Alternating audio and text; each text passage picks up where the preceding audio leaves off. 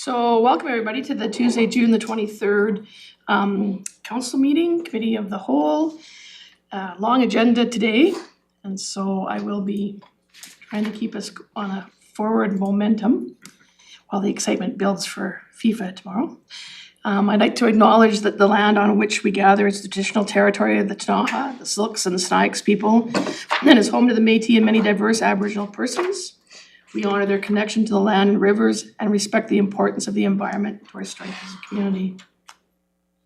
Some of you may have noticed today when you were coming into City Hall that we are flying the flags at half-mast. Today, June the 23rd, Canada observes the National Day of Remembrance for victims of terrorism to honor all those harmed or killed by acts of terror globally.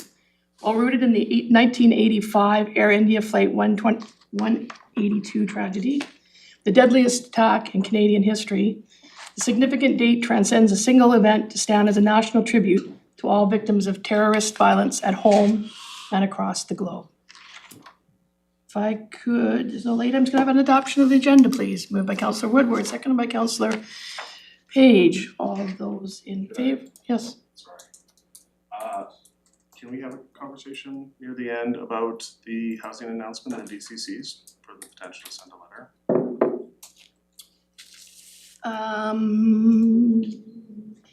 We're in a committee of the whole. We are having a special meeting, so we will be doing some business. Perhaps you could bring it up during the business meeting? Sounds good. Okay, that's okay. Okay, so adoption of agenda has been moved and seconded. You put your hand up, so I should just make sure that you're okay with seconding it, okay? All those in favor of the agenda circulated, and that carries. We have adoption of minutes of the previous committee of the whole meeting minutes of March the 17th and April the 28th. Is there a mover? Moved by Councillor Woodward. Is there a seconder? Councillor Payne. Councillors, any errors or omissions? Seeing none, all those in favor, opposed, and that carries. Okay, moving right into the climate workshop. And I just want to start with a little announcement here as they come up to the table to get ready to give their talk. Nelson has received the Public Sector Leadership Award at the 2026 Carbon Leadership Forum.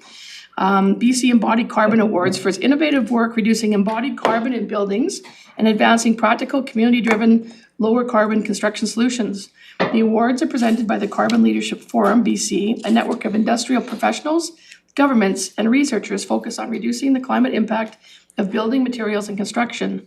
CLF BC works to accelerate the transition to low carbon buildings through research, education, and collaboration, and its annual awards recognize organizations across British Columbia that are leading the way in addressing embodied carbon. Embodied carbon refers to greenhouse gas emissions associated with the materials and processes used to construct buildings, including the extraction, manufacturing, transportation, and installation of materials like concrete, steel, and wood. Addressing these emissions is a critical part of climate action as they can represent a significant portion of a building's total climate impact. The award honors BC-based local governments, public sector organizations, and not-for-profits that demonstrate exceptional leadership in reducing these emissions. Nelson was recognized for its long-standing commitment to integrating life cycle carbon considerations into policy, procurement, and development processes, and for supporting industry and community partners in delivering lower carbon solutions. So, we have this lovely little plaque. Oh.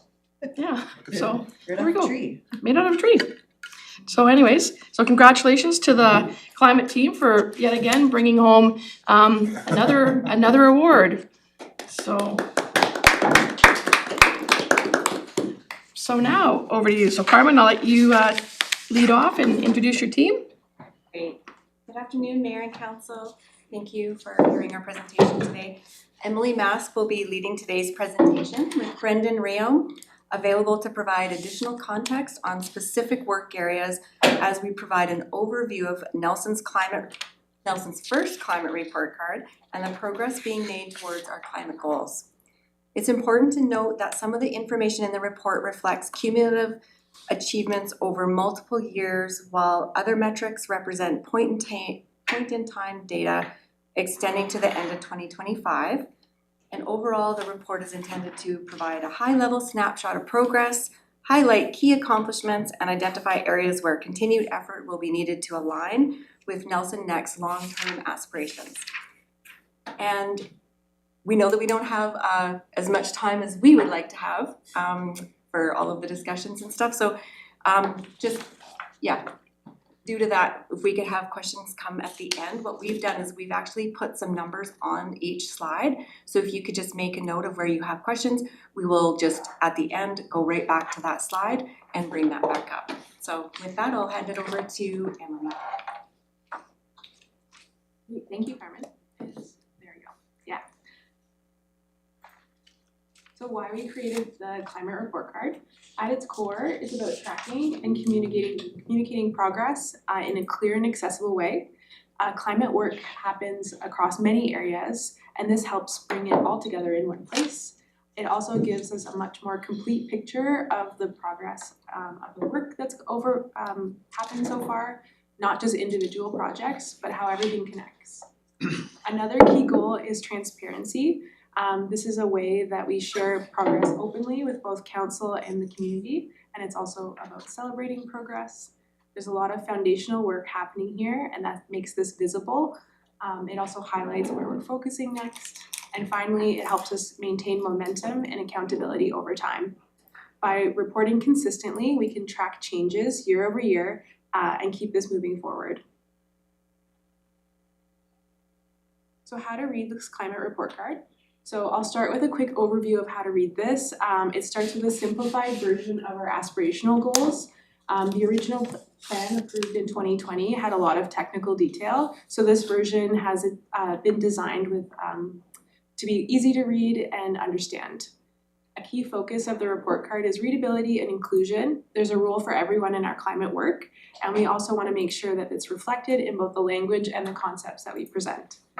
Through this document, you'll see text boxes that explain why we have each focus area, so why they matter, and highlights areas for action. So what can I do about it? Outcomes at a glance is a section that provides snapshots of where we are at in our climate action journey, along with the key milestones. So the highlights are primarily the focus of our policy work. This isn't exhaustive, but it's foundational. Outcomes are listed to reflect the structure of our climate plan, so as they follow the aspirational goals. Each aspiration includes a set of tactics, so we've identified the ones that have been actioned. So action means either underway or complete. Key projects, we've also associated metrics when possible. This list will probably grow.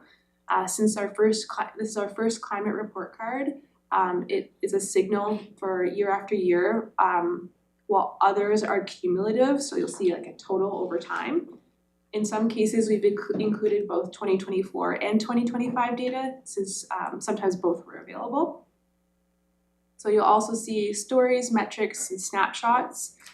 They are also organized by each aspiration and provide context to the work that's underway. We've included corporate and community snapshots that help connect our actions to our broader goals. And finally, what's next? So this is like a where do you go from here section that highlights the next phase of our work, projects that we know are underway, and opportunities for residents to get involved. So how will we report progress?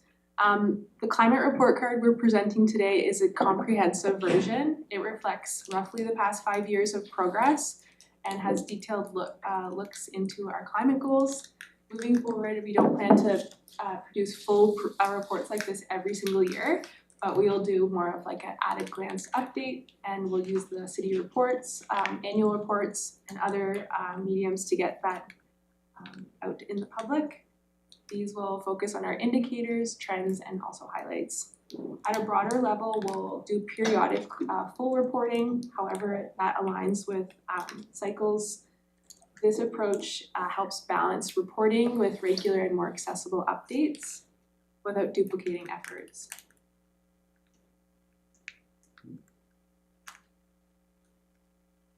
So next, I'd like to remind us that our plan is a low carbon resilience plan. The plan focuses on cutting pollution, so low carbon, and preparing for climate impacts, that's resilience, while creating new opportunities to support the well-being of our Nelsonites today and in future generations. I'd also like to share this graphic that's in the report that shows that our projects are a mix between adaptation and mitigation. Our climate plan is both of those things, and there are some overlaps. So our biggest shifts in the past couple of years has been building and sustaining our climate team. That's helped us move from one-off projects to more consistent ongoing work. Another key piece is how these projects are now shared across city departments and within the community, because our actions aren't happening in isolation.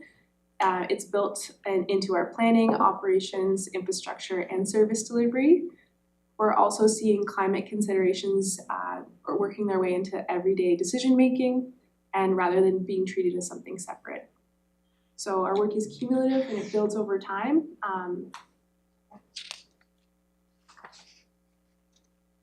So next I'm just doing a quick, brief touch on what we've accomplished so far. There's full lists in the climate report card, but these are just some highlights that I think are worth paying attention to.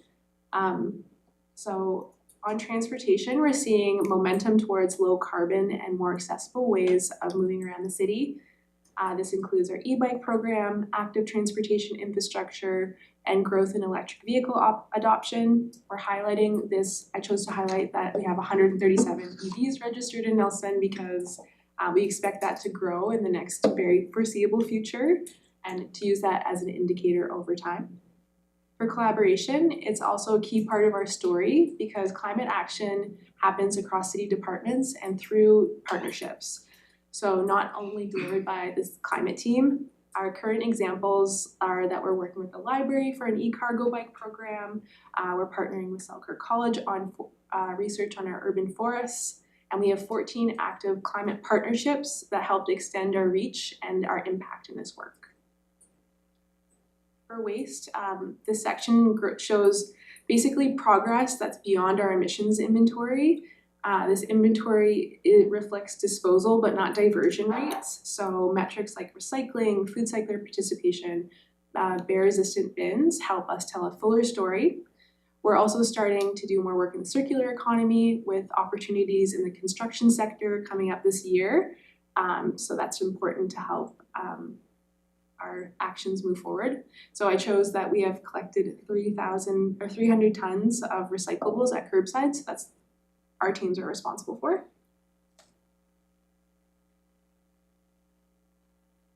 So for corporate leadership, so our team was responsible in instigating over $4 million worth of funding, and that's those are grants that our team has, not necessarily have gotten for our team, but also collaborated with other city departments and for the community. So this is a great feat for our team. So things like our embodied carbon leadership, the retrofits program, the organics program, with the support of our council, we've been able to show strong leadership in this area. So leveraging our positions to create $4,000 worth of grant funding in our community. So healthy ecosystems. So this metric area focuses on protecting and enhancing our natural systems. So this supports resilience, including our urban forests and watersheds. While this area is still developing and we'll see some strong jumps in the next year of this metric, there's significant work underway. I chose to highlight that we have 31% of the city is covered by tree canopy. A lot of municipalities, that's their goal to have 30%, but we have that. And we are only going to increase that.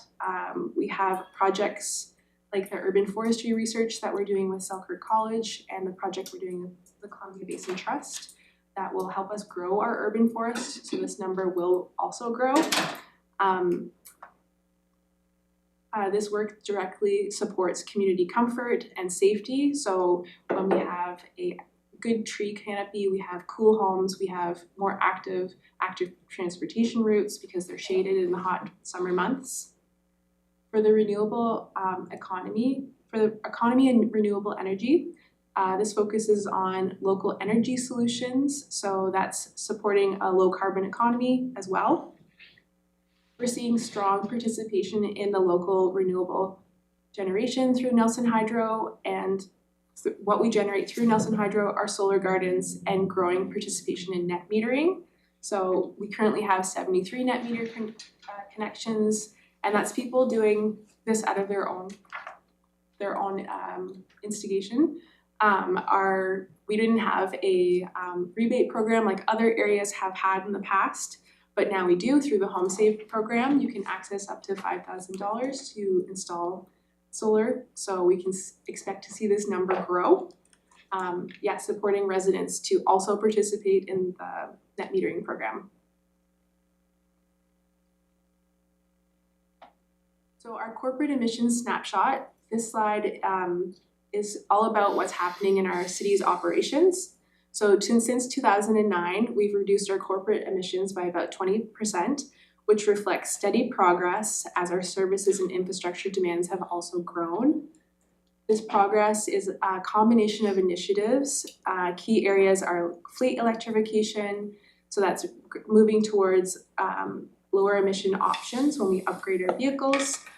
We've also invested in energy studies, so learning and planning out these opportunities to reduce our consumption and increase efficiency in our facilities.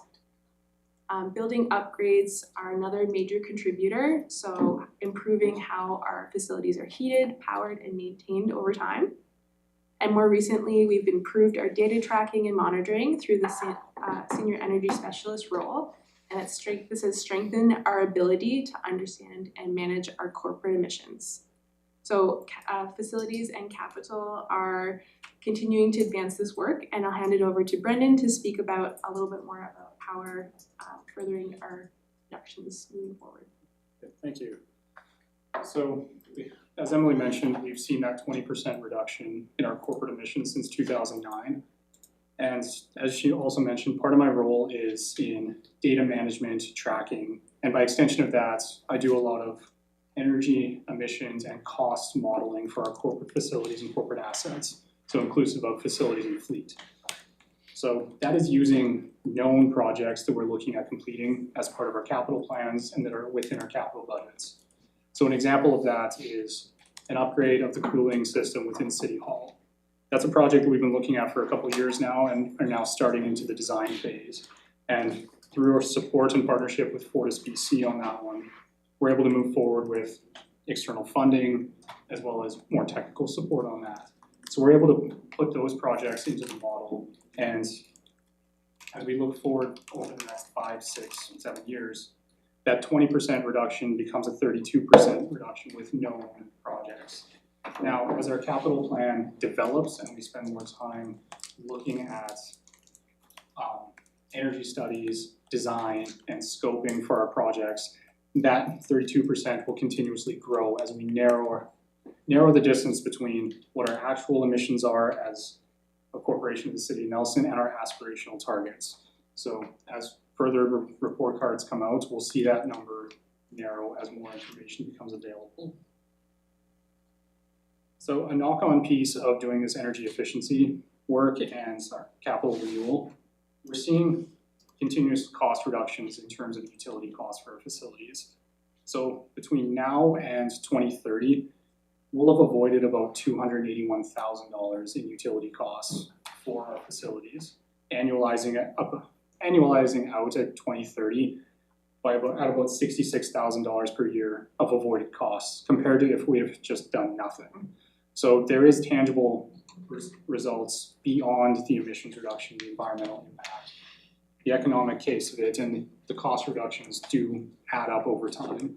And those are funds that can be reallocated from utilities to other operational improvements, other capital improvements that increase the value of our assets and provide more value to our facilities and to the communities surrounding it.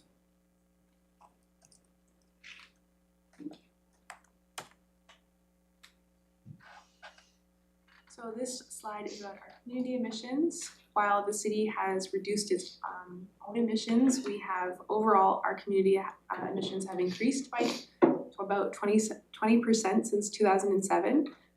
This data comes to us from the Community Energy and Emissions Inventory. So this is a high-level view. It's very general. For example, our waste is based on a regional facility, and our transportation uses ICBC data. So that's mileage from our insurance company and fuel sales. So it's fuel sales for the local gas stations. So while this data shows clearly that transportation is still our largest emission source and our biggest challenge, it also reflects factors like regional travel, tourism, and our dependency on the car. We're also seeing growth in the residential energy use area, which is both due to population growth and our changing energy demands. At the same time, it's important to note that our per capita emissions are below the BC average and well below the Canadian average. This is a positive signal, but it also is influenced by factors like our clean energy supply and the fact that we don't have heavy industry in our community, not just action. We know our community is doing things. In terms of opportunities for the business sector, there's the Chamber of Commerce has just launched their Simple Shifts program. So that's working one-on-one with business owners to reduce energy consumption in their businesses. Residents can access over $5,000 to participate by participating in the Home Save program. So improving household energy usage. They can also access rebates through the province and other agencies.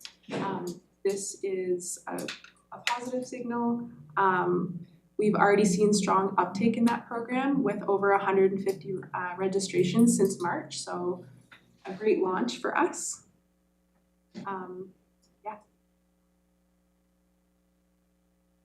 Our key takeaways.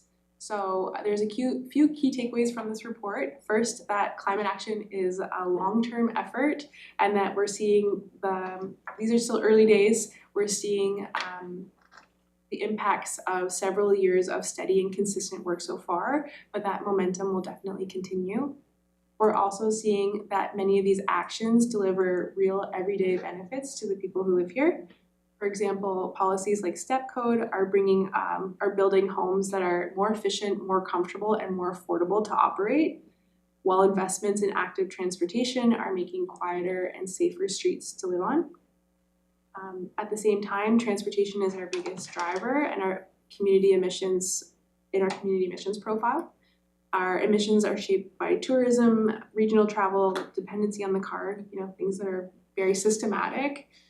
This is also our greatest area for impact, so those are things that can be influenced. We're also seeing that adaptation and resilience is becoming increasingly important, especially as areas such as us are experiencing local impacts. This is really about protecting our natural assets from drought, wildfire, and strengthening our community's ability to deal with these things.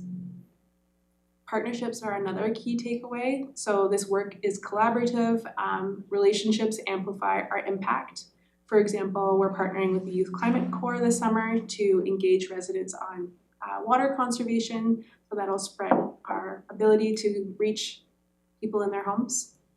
And finally, early planning work really matters. So policies, planning, and engagement take time, but they're an essential for larger outcomes that we're working towards and making sure that we follow through with our long-term goals.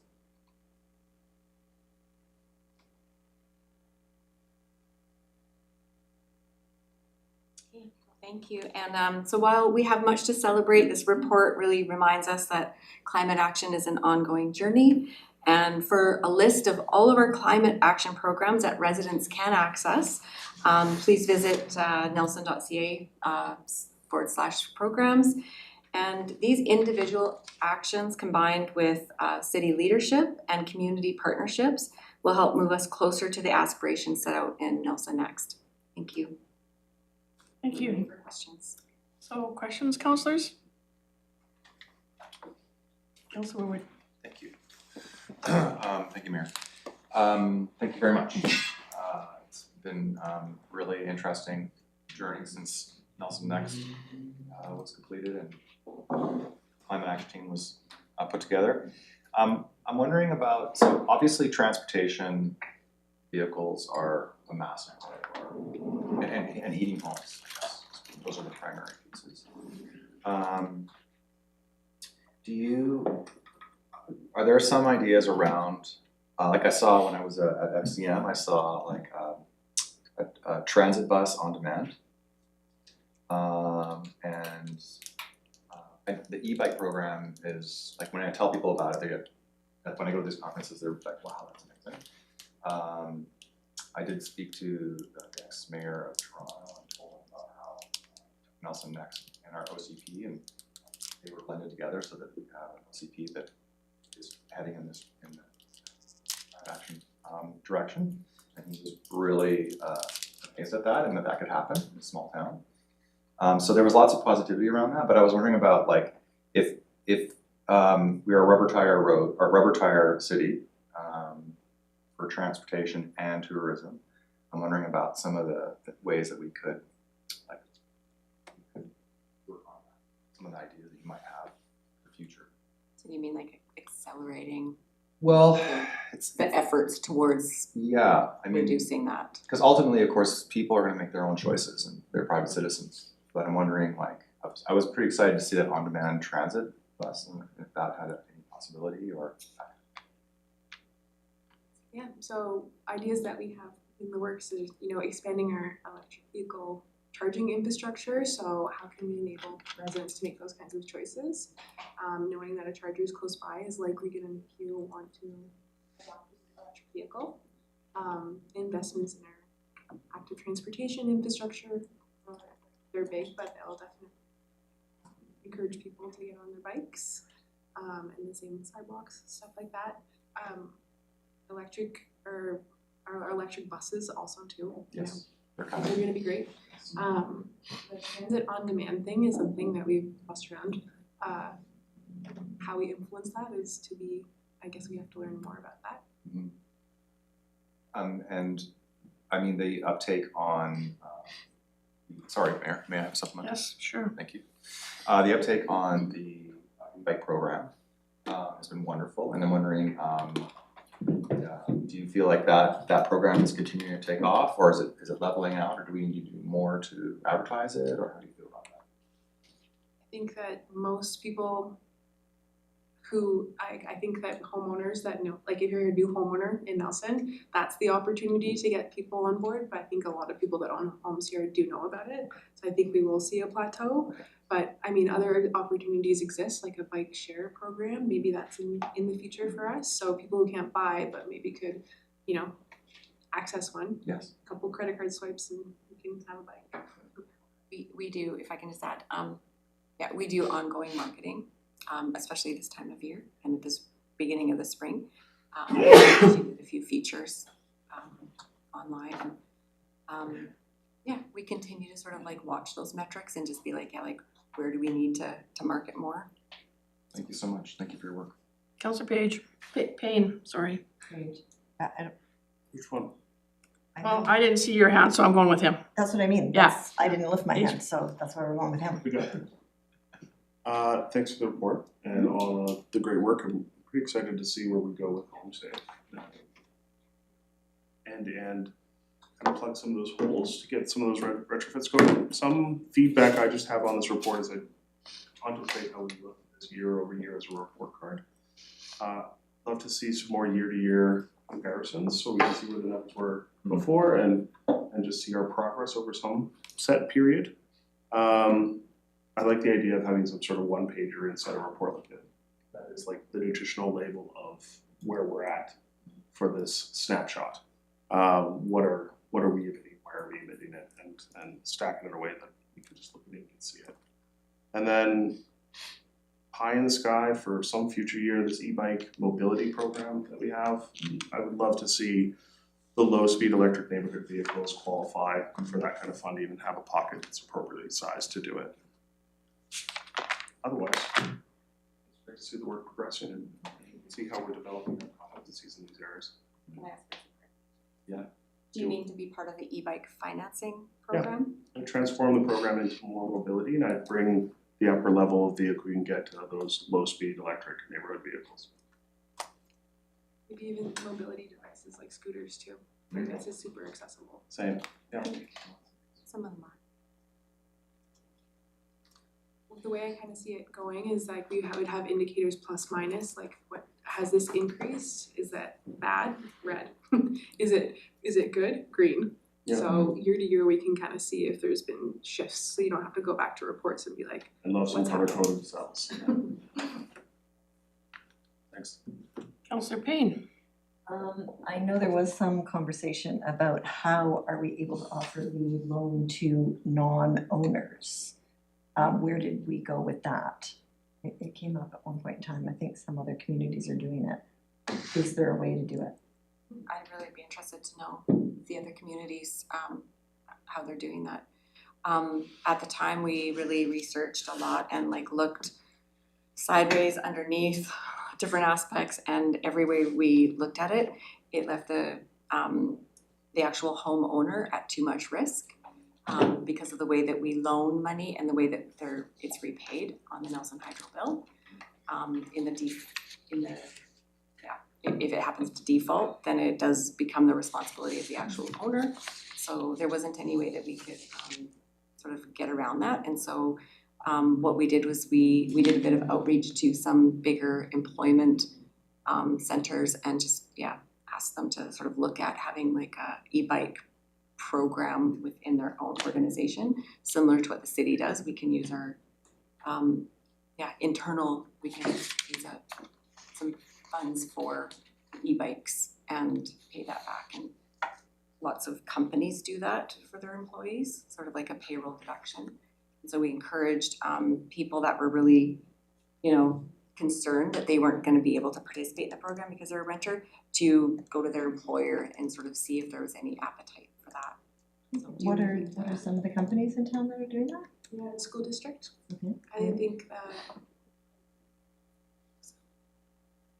and maybe the hospital. Maybe. Bigger employers for Yeah. sure. Yeah, I think my recollection was those communities were using granting funding Yeah, they were. from the province to do that. That's where they got the funding to do that. Because often, if we link it into affordability, that's one of the target areas that is probably most in need to have that transportation if they don't have access to a car. Yeah. But, and it wasn't anything that could come in under I know it's not home save, but under the Nelson District Credit Union. But I think it's something we need to continue to consider to make sure that it's accessible for all. Yeah, and I don't know if there's what the used e-bike sort of market is. That's where you can get affordability as well, right? Not having to buy the brand new bike, but looking at, so maybe that's something that we could sort of encourage, that sort of marketplace where folks could, buy a less expensive bike because they're not inexpensive to buy. The difference sometimes when we see other communities be able to have like e-bike financing or grant programs is that they have got funding and they've actually given rebates, whereas ours is much different because of the homeowners paying the full price. At our house. We're just loaning it and they're paying it back, whereas we're not actually providing any grant. If there becomes a grant stream available for something like that, we could definitely have a look at that in our future work plans to implement a different program. It would be aside from the actual financing program though. I have a few more, but I don't know if you want to go around first. Councillor Panero. Thanks. I might have misunderstood this, but I think around like slide 7, you're talking about a $60,000 savings overall that the city's sort of reaping from all this work. Is that accurate? And if that is that after the infrastructure and all the work that we put in, or on its own? Yeah, so I guess I can provide some clarification onto what that works out to. So the way the modeling works is we're projecting forward a business as usual case of our costs from, say, 2025 till 2030. Yeah. And then our estimated direction based on the energy efficiency projects that we've done within our facilities, within our fleet. So in 2030, what I mean by that $66,000 per year, the difference between the projected and our actuals is that about $66,000. And going forward, that will continue to diverge as we do further projects. So that's a theory that in 2030 we'll be saving 60,000, we're not saving 60,000 right now. Yeah, I see. that's theoretical based on the projections of the projects that we have within our capital plan right now. Is there any idea how many years it would take to sort of recoup our costs with that? That's an interesting question on that one. It's project dependent based on what we do. So for example, a lighting retrofit can pay itself back in a year and a half, but a larger piece of infrastructure like a heating or cooling system could have a 15 or 20 year payback.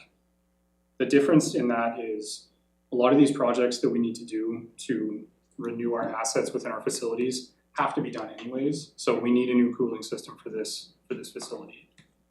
So instead of looking at total capital cost within that project, you look at the marginal case between what is your standard chiller replacement versus an air source heat pump that maybe 5, 10, 15% price premium.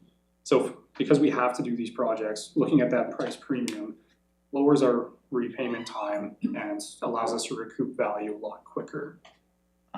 Yeah, you're just using the extra that you're spending. Yeah, I see. Yeah, marginal cost. Okay, I have sort of another, it's more a curiosity, and I have no idea if anybody has an answer to this, but Nelson Next has, what we're doing, how we're doing it, and what we're doing next, sort of like an ultimate, there's a roadmap there. And I'm wondering, because I wasn't here, as an aspirational document, what happens if we do all of this stuff? And because I realize that I think that we sort of did this, or the city did this as sort of like a leading the charge, kind of like being out in front of this. And I can see the value in that as, inspirational, and we, bring along other communities with us. And I guess that's the idea. Was there any sort of work done about like a hypothetical situation where, every other municipality did the same thing, and then what actual impact that would have on the environment? Because it's a big topic, obviously, and I think, we're all, I don't want to get into, the futility of action or something, because just on a global scale, we can all feel really small sometimes and futile. But like, if this were to go to its sort of hopeful conclusion, what would that impact be? In the sense that, we've collected 300 tons of recyclables the same way, but what happens to those recyclables when we collect them? We are collecting them, and that's our job, that's what we can do, but what happens out there in the bigger world when we do all this stuff? Do we know what that looks like? Obviously we don't, but do we have an idea or a hope? Is that not a clear question? I can answer part of it, I think. Sure. I think what we're seeing is the actions, what we're doing is leading to these emissions reductions or not, but you can recalibrate your goals based on where you've gotten and where you want to go. How much of these, 1367 versus 1043, how much do we need? Where is that in the scheme of like what needs to happen? I'm just, in our goal setting, like in the Nelson Next goal setting, it's operational net zero by 2030. But if we were to follow, there's multiple different ways. You could do the Clean BC targets. Ours are more aspirational, lie somewhere in the middle. depends on where you're setting those goals.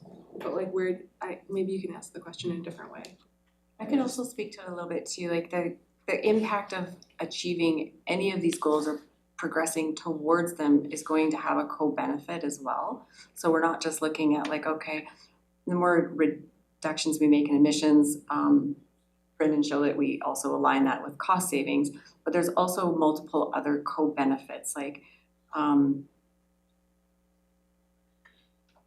it's collective, obviously, and what we do here isn't gonna maybe be seen elsewhere in some of the bigger, things like temperature and, heat, drought, and that kind of thing. But I think all of our actions, because we're not just talking about mitigation, we're talking about adaptation too. So how well is our community prepared for one of our biggest risks, which is wildfire? And we're doing a lot of wildfire mitigation through some of the other departments. And if we're gonna be doing a lot of messaging on water conservation, I mean, nobody wants to be out of water. So all of this work leads to a lot of positive outcomes for everybody to live in a safe and healthy community. But yeah, it's hard to pinpoint the actual, if we achieve that, what difference does that make in the global sort of thing? It's a bigger question and answer. And that, this wasn't gonna happen or something, but There is. So, there is. council, before we get into any strange debates, I just want to be time in terms of, we have another big presentation afterwards. I want to make sure that everybody has a chance to ask a question, because I always find that this gets to be quite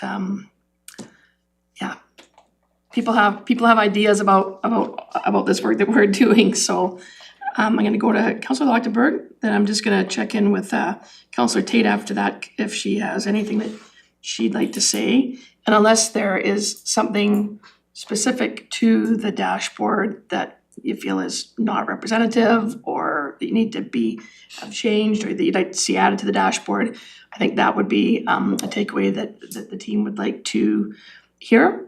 And then, because I just want to make sure that we have time to move on to the next presentation that we have.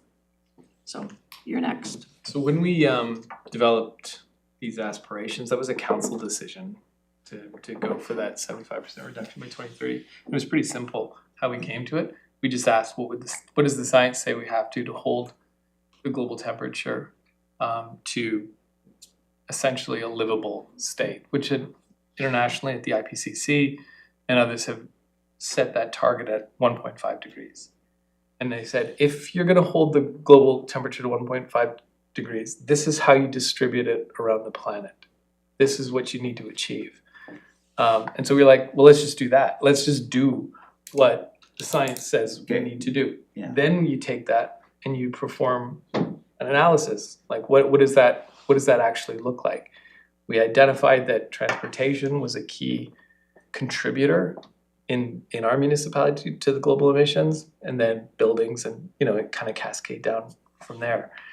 But how it shows up individually, it looks like nationally each of us are responsible for 18 tons of emissions, something like that, 17, 18 tons of emissions per person. Nelson, we're less, something like 10. So we're already theoretically doing our part, but not nearly enough. If we were to achieve that 2030 target, we would have to see something like 66,000 tons of reduction in transportation, 22,000 tons of reduction in buildings, like a massive order of magnitude over what we're achieving now. Now we're basically scraping the surface.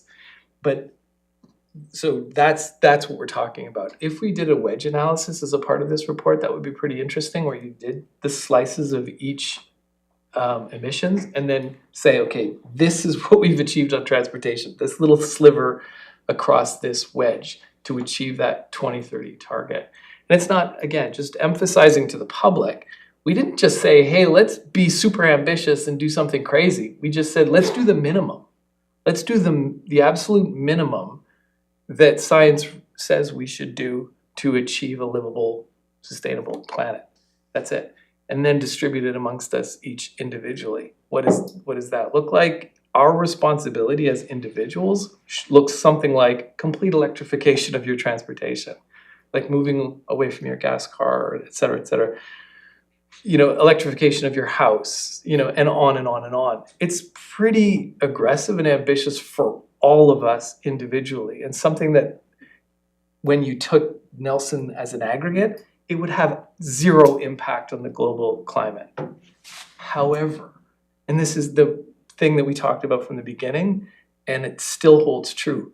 If we did that, if Nelson achieved the most ambitious targets almost probably in the world, certainly in Canada, if we achieved that are yet, again, underlined, are not that ambitious. They're exactly what we're supposed to achieve. But if we did, that would be news around the world. Maybe not on, you know, the New York Times but it would among all municipalities around the world, the word would go out that something that most people agree now is virtually impossible is possible.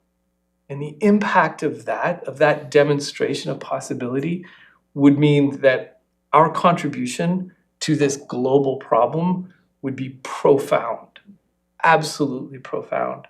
So that's part of the rationale for like why we set this high target, even though it's probably unachievable, and yet there's maybe a 1 in 100 chance that we find the way. And it's worth it. A 1 in 100 chance is not zero. And so if we continue to apply the creativity, the ingenuity and the effort, maybe we do it. Maybe we get closer to it, but it's certainly worth trying. Thanks, that's what I meant. I Yeah. think, Yeah. Councillor Tate, do you have anything that you would like to say? Otherwise, I'm gonna give, I believe, Councillor Page is potentially gonna get the last word on this topic. Sure, no, I was playing with the marginal cost of improvements, forgive me. Wanted to riff off Councillor Payne's idea of somehow leveraging our community partnerships for loans for renters. And I was curious if there would be a way to share maybe the administrative burden, like with the NDCU or something like that, because I know the issue is that there's no leverage if you don't have the homeowner to put a lien on the home or whatever if the loan doesn't get paid. But maybe one way to do it is just to look at sharing that administrative burden and the systems already in place and the marketing, the advertising, and then partner up with a financial institution for all of the nitty-gritty of that risk part of it. I'm not sure if that's possible, but I kind of was thinking we might need to be more creative than, sorry, we don't have anything for renters, right? Because we don't have any kind of like leverage to tie them to the payback. Yeah. If I may, just on that, terrific. What if we Thanks. set, this is great, what if we set $100,000, say? We put a pot that we contribute, $100,000, and we say, 66 we're gonna save at least. yeah. And then we look to, then with that pot, we go to other, yeah, exactly. I think it might require a partnership. I don't know if you want to put that in one of your future work plans, if you still want to be, if we want more people buying into the bike program, and it sounds like we're gonna plateau. Yeah. This could be that little bump. Just for clarification, do you mean like just helping to facilitate a loan that someone would go to get from the bank, and then they're taking the loan on as opposed to any responsibility from their landlord? I don't know what it would look like operationally, but yes. So because the reason we can't do it right now is because we've got that homeowner that we're able to mitigate the risk with that. Maybe partnering with a financial institution that already has those tools for mitigating risk, but then we have all the administrative capacity and we have all of the marketing and we have all of the bikey bits of it. Just curious. Something to consider. Thank you. Do you still need to have a question, or did the eureka moment there?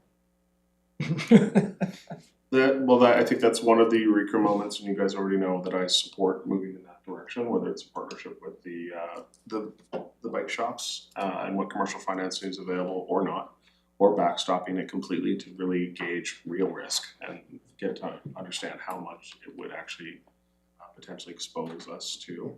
But what I wanted to riff off of for Councillor Pinero was just that idea of recalibrating goals, and specifically, are we contemplating a when potentially in the next term to sit down and look at those goals, look at those action items. It was always meant to be a generative process at some point. And so when we bring the community back together, us as experts, or us and experts, future councillors, future local electeds, and say, you know, are these calibrated? Are these goals? Are these aspirations? Do they continue to be the goals? I would say affordability rises up as one of the through lines from which we need to enact a lot of this stuff. So how does that change those goals, and how do we recheck in with the community about the fact that we're continuing to operationalize like a generations scale plan?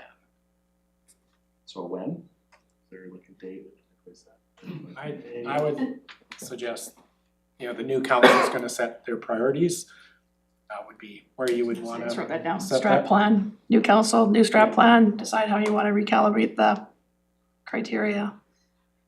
Councillor Payne, I realize that you had other I think mine was questions. I'm just like, quick I'm on the really, page. really conscious about the time, because I know that I somehow feel that transportation, that the traffic bylaws might have lots of questions and we don't have lots of time, but. So on page 5, I'm trying to understand who is we on that page? What we've accomplished so far, is that the city, the climate team, or the city of Nelson? Is that, The city of Nelson. so it's the entire city with all the residents? Well, no. Cause I don't know if this is Well, I having, think we as an organization. just trying to understand, cause when I see the fact that there's 137 EVs registered in Nelson, I don't actually Yeah, consider that an that's we as a accomplishment community. in the community, but is it an accomplishment? If it's that we've fought as the city of Nelson, that's an accomplishment. Would it be possible to get a list of the 14 active climate partnerships that we have? And I can email after if that's okay. And the 300 tons of recyclables, what's the time period for that? I know you said some are 24, 25, some are cumulative. 25. That's 25, thank you. How much of the city was covered with tree canopy before Nelson Next? Has that changed, I guess is what I'm at, my question is, has that changed? I'm trying to understand when we're saying what we've accomplished, what is the accomplishment? I mean, we were a pretty treed city. And it's like maintaining and increasing. So to pay attention to, and to know that we're exceeding some municipalities' expectations of their own. Love the fact that we have trees, love the fact that when I can look out this window and see them all. I'm just trying to understand, when we say we've accomplished something, to me it means we started here and we got somewhere that's in our aspirational goals. And the same thing, the 73 net metering, as you say, those are citizens who've initiated solar on their homes, and we have enabled them to do the net metering because that's what the city has done. So we've set up, our accomplishment as a city, to me, is enabling net metering, because not all communities do that. They do it in a different way if you have solar. So that's what I would highlight on that particular one. Yeah, I'd just be clear that this is a community plan, not the city of Nelson's doing all this. That Yeah. was never the intent of the plan. And that's why I asked who we was. Yeah. Like if we is the We as the entire community. community. Yep, that's why I wanted to get some clarity So on I think that. it's important to recognize those community accomplishments. We try to facilitate some of those things and encourage them, whether it's through policy, through partnerships, And through that's what the net metering But- does. what those other tools are. So yeah, this is a community-wide plan. Another question that I've written down that I don't understand myself, so I'll probably end there and maybe email you later. Thank you. Thank you so Good enough? good. No, so I wanna thank you for coming today. Thank you, Emily and Brendan and Carmen. And I think that it's exciting. This is the first iteration of this, just like we had a first iteration of the housing dashboard. And I think these are two projects that are gonna be great. Like, we've gotten to take a look at them. Whoever's around the table, you know, after October is gonna have some great work that's already there on which to make decisions going forward as to how things should look. So I think that having these dashboards and report cards is really key. And I think that it really sets us in the right direction. And I just have to publicly do this. I had a meeting last week with Dr. Kyle Merritt talking about a number of issues around climate. And I have to give a big shout out to Emily Mask. He says that working with you has been fantastic and that you've done some great work with them and pushed them in a few directions where their work could be more directed. So it just wouldn't be fair if I didn't share that publicly. So thank you. Thank you. Thank you, everyone. Thanks, you guys. So next up, we have the traffic, street and bylaw and parking bylaw, which has needed some revisions for some time. So staff will be providing council with an overview of the proposed traffic, streets and parking bylaw, which modernizes and consolidates the city's traffic, parking, boulevard and public space regulations. The bylaw update improves clarity, supports downtown operational practices, and implements recommendations from the downtown parking strategy. Council feedback and direction will be sought prior to finalizing the bylaw for consideration of the first 3 readings. So welcome Sarah and welcome Jordan. Jordan is our manager of bylaw services and he's going to give a little update and workshop on the traffic bylaw revisions that we are proposing. Good evening, everyone. So I'll start with our PowerPoint here. It's a comprehensive modernization of the city's 16-year-old traffic bylaw that we're looking at this evening. We feel that the new draft here improves clarity, consistency, accessibility, and enforceability. It aligns regulations with modern transportation practices and technologies and implements recommendations from the downtown parking strategy. Key objectives include consolidates traffic, parking, boulevard and public space regulations into one bylaw, use plain language and clear definitions, improve operational efficiency and enforcement consistency, support sustainability goals including EV charging and car share, and to enhance accessibility and public understanding of the bylaw. Key parking changes include clarifying that 2-hour parking zones are non-renewable daily limits, meaning you shouldn't go from spot to spot or re-meter. It introduces clear residential parking permit eligibility criteria. It allows for a second residential permit for motorcycle scooters at $20 per year. It formalizes guest permit rules and introduces a $2 a day fee for guest permits. It provides free parking for veterans with veterans license plates, and it expands permit flexibility for car share users. Some operational enforcement improvements include authorizing temporary parking bans for snow clearing and operations, clarifying our towing and impoundment procedures, formalizing street work permit processes and cost recovery fees, and it explicitly authorized parking enforcement chalking practices, and it strengthens provisions related to counterfeit permits and unpaid fines. In terms of accessibility and sustainability, we introduce best practice standards for accessible parking dimensions. We allow loading zone access for accessible permit holders during passenger loading. We create EV-only charging regulations and enforcement provisions. And we support car share vehicle parking and reduced vehicle ownership to align with Nelson Next and our downtown parking strategy goals. Administration and financial impacts. It repeals and consolidates 3 existing parking policies. It introduces streetworks permit fees to support cost recovery. It increases towing administration fee from $50 to $100. It's expected to improve staff efficiency and reduce enforcement ambiguity, there we go, and minimal revenue impact from veteran parking exemption.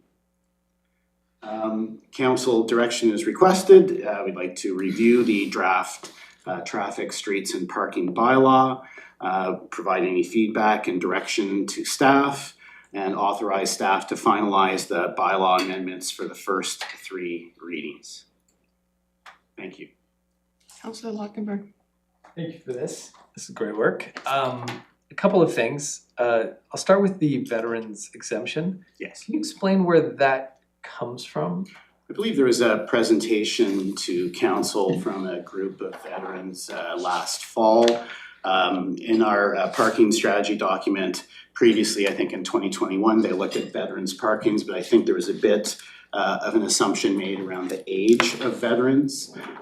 So many of our local veterans, I know veterans that are in their 30s who attend to town for different appointments. And they are not, I think in the past, the idea was that if an older veteran needed parking, they would look at the accessibility parking permits, but of course, some of the folks don't actually qualify for those. So I think this is just a way of recognizing their service, which is what I believe the presentation to council was about. I have a little challenge with this one because council might not know this, but I myself am a veteran, so I do qualify for a free parking pass, and I don't think to be honest, I don't think I deserve it. And I think one, I didn't see combat, and two, I didn't participate in actual war outside of combat. So what qualifies as a veteran in British Columbia is actually quite extensive. So it's not something that I really worry about if it's being used a lot, but I can see it given once you recognize. If I was told, for example, that, hey, I qualify for free parking in Nelson, I think people would be like, wait a sec, that's abusing the spirit of what we're trying to offer here. A young person who served in the military, I mean, do we extend it to include people who are wildland firefighters or so on, who also put their lives on the line, probably more so than some? I just caution on this one that if it's not really being used much, and or if we could put an age limit, I think that's really appropriate, where we're saying, especially, if you served in combat and you're here for medical, or you have some sort of disability or something like that, then it makes sense. But I just think I don't know how many other actual veterans there are like me that would come out of the woodwork and be like, hey, this is a great benefit. So just a reminder, Councillor Ochtenberg, you need to, I mean, not that it's a big cost for you to purchase the plate, but this is gonna be done by plate. This is not you coming in to apply for a permit to put on your dash. And so in speaking, the Legion has over the years, for many years, even when I was a councillor, has approached me, and I'm sure the Legion has approached many of you at different times to talk about, it's about the plate, like a majority, like many cities, I shouldn't say majority, many cities in British Columbia, if you have the veterans plate on your vehicle, allow for complimentary parking. Yeah. Based on the rule of whatever you get 2 hours at the 2 hour, you don't get all day at the 2 hour meter. You get the 2 hours at the 2 hour meter, but you must have the plate. And there is a requirement when you go to get the plate to prove whatever the mechanism is that you're a veteran. Yeah, getting a plate, I could get a plate. Yes, you could. All I have to do is basically show my service record, which is easy to do. I mean, I'm sure a lot of people won't abuse it, so I don't think it's that big a deal. It just flagged for me. I'm like, I would qualify for free parking for as long as I want. I don't know how many other people like me would be like, that's pretty good. If I may, thank you Yeah. for your service. Wow. We did an impromptu survey over a number of days, weeks, weekdays and weekends, and I think the most we ever saw was about 4 veterans plates in town. So we don't expect that, granting this privilege and recognition of service is going to have a dramatic financial impact on the city. We're talking about a very few number, and I think this is about recognition primarily. That sounds fair. Great. And it would be, as the mayor pointed out, license plate based. Yeah, that sounds good. Councillor Page, I think I saw your hand up next. The Valor will self-police it, I think, because there's a plate on the car, and it's a privilege being offered to make that call, and someone will just plug the meter, and that'll just be the way it is. I wanted, just as a note, I'd be curious to include low-speed neighborhood vehicles in the scooter mobility category. Obviously, they are very tiny machines, and maybe there's an appropriate spot for them to be there as a promotion. And I was curious about the inclusion of public space. Now, I know we use the market as a public space, as a street, and that impacts parking, but there's spaces within other areas of our park, like how extensive is this? We have the right of way all the way up Hendricks, how does, like, when we say public space? Cause I don't. I'm not certain the context, did you refer? Like, we were combining the traffic, parking Yes. and public space bylaws, and it was that combination that I was curious about.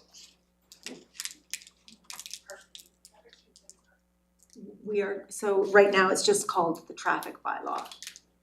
And so we're proposing that it become the traffic, streets and parking bylaw.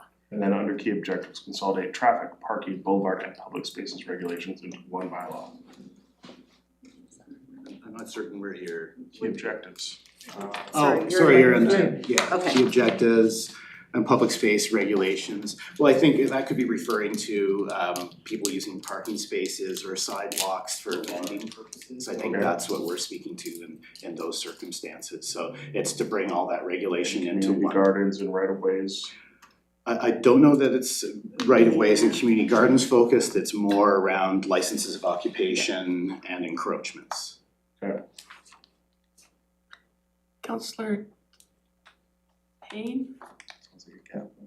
So you'll be sending us the actual bylaw? I didn't receive Yeah, that. we have not attached it yet. We thought we would Okay. come that's and what I present to council first and let you know that we're working on revamping, Oh, okay. revising a traffic bylaw, changing the name of it, repealing the old one, which is 16 years old. I think you say that. It is?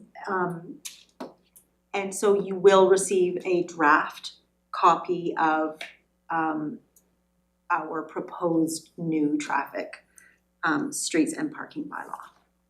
Okay. You have not received it yet. Okay, it's just under council direction, so I thought maybe I missed something. So we'll get it and then we'll. But no, before I go to you, Councillor Page, I think Councillor Tate had her hand up.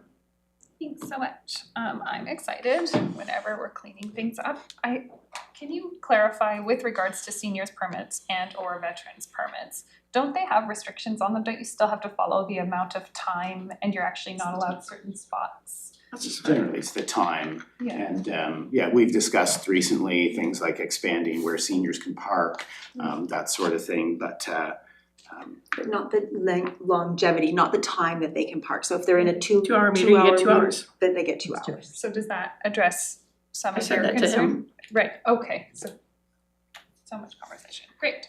Can you help me understand where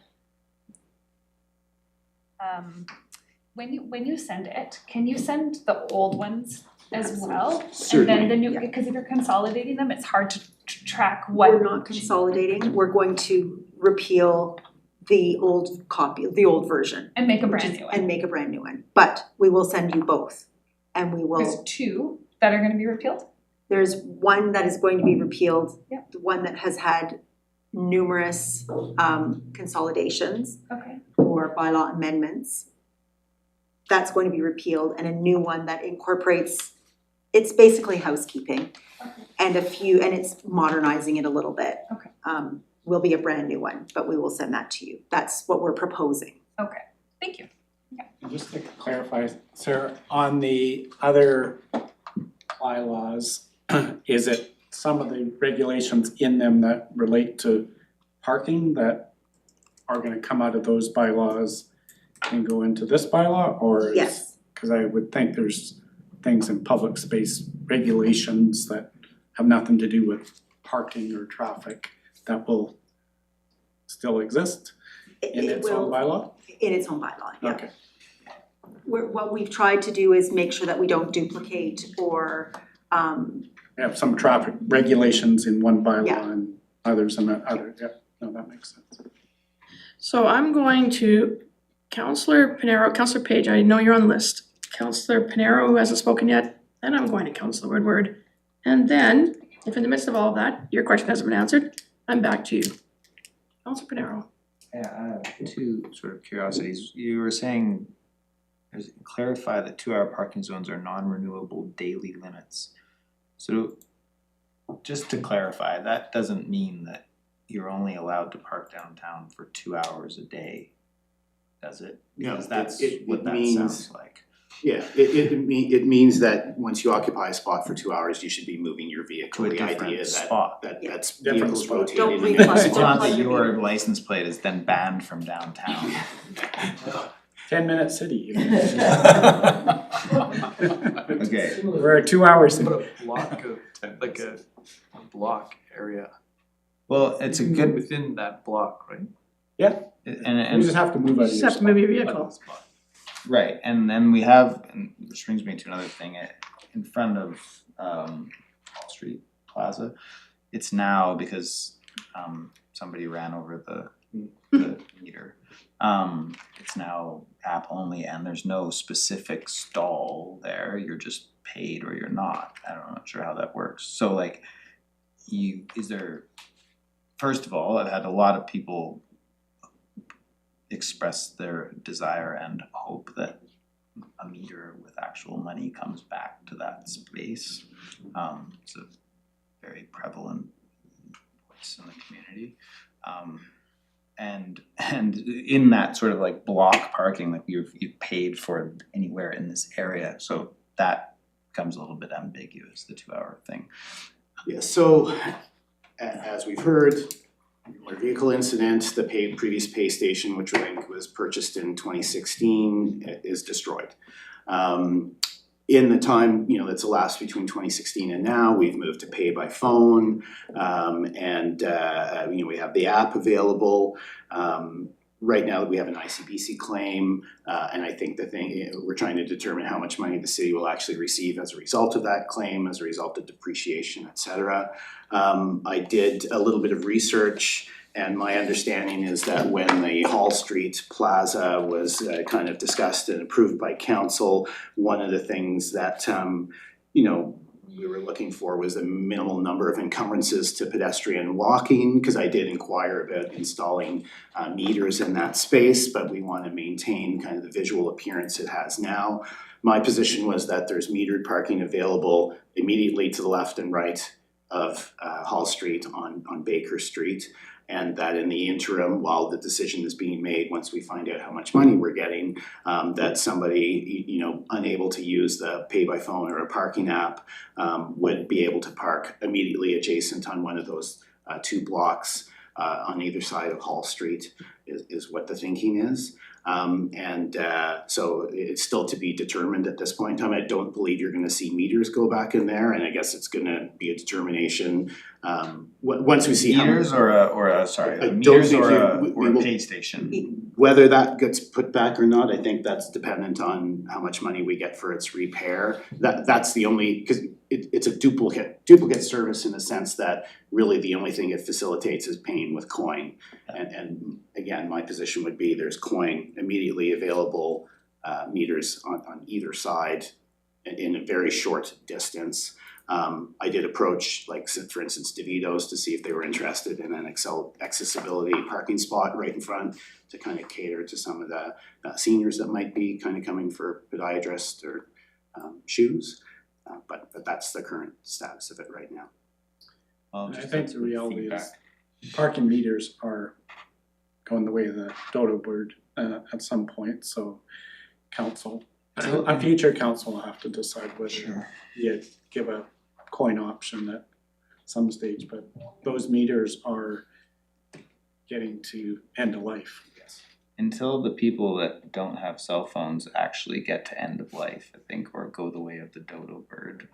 We've got a few years left, I think, No, that's, because they can't park. and that's why we left the meters in for now, but they will become obsolete in the future. I had one other thing, if that's okay. Have admin costs gone up by 100%? And is that why we're putting up our towing admin fee? I think, again, my position is that, where possible, our enforcement costs should be borne by the person that is in violation. So right now, generally when we tow a vehicle, it's related to 72-hour parking. And we're actually proposing to eliminate the 72 parking hour prohibition from the bylaw because it's very difficult and costly to enforce. So what happens though is when we decide to tow a vehicle, a bylaw officer is standing there until such time as that vehicle is towed to ensure that the tow truck operator doesn't have any kind of issues with the client that may own the vehicle. So that's kind of a cost to have a bylaw officer standing there, and $50 is not adequate to reflect that cost because they could be generating revenue elsewhere during that time. So that's where the rationale comes from for increasing it from $50 to $100, and $50 was from 2016, I believe. Without any inflationary addition or anything. So it was just a sort of a flat rate from 2016. Councillor Woodward. Thank you, Mayor. I remember when we did the parking strategy, there was an idea of trying to have well, our downtown core with each block about 80% full, 20% open. And we did a bunch of initiatives to try to facilitate that. I'm wondering, is that happening? Do we have a flow in the downtown core? People can, I mean, personally, I feel like when I have parking, it does feel a little more of a flow. I can usually find parking fairly reasonably. I think it varies seasonally, it varies day to day. Certainly some days, we walk down Baker Street and you can reflect like, wow, there's almost a whole block of no vehicles parked there. I think by and large, it's working, it's turning over. I don't see a lot of tickets for remetering. That's not something we generally look for. So I think people are, generally speaking, we are getting the turnover that we are looking to have in those areas. There's no doubt that there's parking pressures, and folks who are working right in town may have to go up a block further than they did, 5 years ago, sort of thing. But we are trying to identify different, more affordable parking options. I've been working with Amy on those, and I expect that by the time the new council comes in, we'll be looking to propose some additional low-rate parking, perhaps on Lakeside Drive, that sort of thing. Just anecdotally, it does feel like it is moving a little bit more smoothly. So I think so. Thank you. Councillor Page, followed by Councillor Lochtenberg. Yeah, I'd also had reports, but from the parkade on the lack of mechanical or kiosk-based or tappable, just that drive in both of those places where there weren't meters. And so I just wanted to add that as a consideration for a capital budget, really not a traffic amalgamation bylaw budget, but some sort of means to use coin or tap. So again, so right now we have one staff member who's capable of servicing our meters. Otherwise, we have to send them, I believe, to Nova Scotia to have them serviced. They're heavy, so it costs a lot of money. The last time we purchased parts, we purchased used parts from New West. And so not all meters, those areas that don't have meters. Inside the parkade. The parkade and Hall Street and the other part, Hall Street. Yeah. Again, I guess I would say, there's an administrative fee related to parking that the city pays, and we are likely looking to maximize revenue where possible. So I again, purchasing a machine that would facilitate that. The last machine we bought, I think, was about $15,000 or $16,000 before installation. So there would be the capital cost associated with that purchase. And I'm not certain, essentially be another pay station similar to what was destroyed that we'd be looking at, and I imagine they've probably gone up significantly since then. And personally, I can report, I've had no inquiries with regards or complaints with regards to only being able to pay by phone in that location. That doesn't mean it's not happening, but just from my, in my position, I haven't been hearing that. Councillor Lochtenberg. The temporary parking bans for snow clearing operations,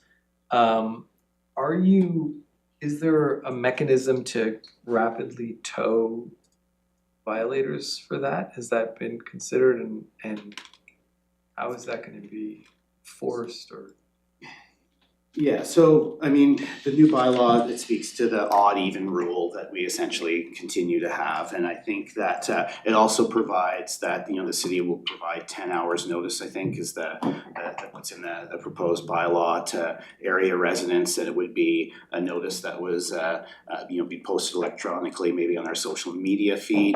But it also states that we will deliver essentially a hard copy notice or something like that to the affected block to indicate, hey, we're doing snow removal tomorrow, we're gonna have the, you know, the loaders, the everything else. To have some type of standing offer, to have, say, Western Towing present to tow around the block.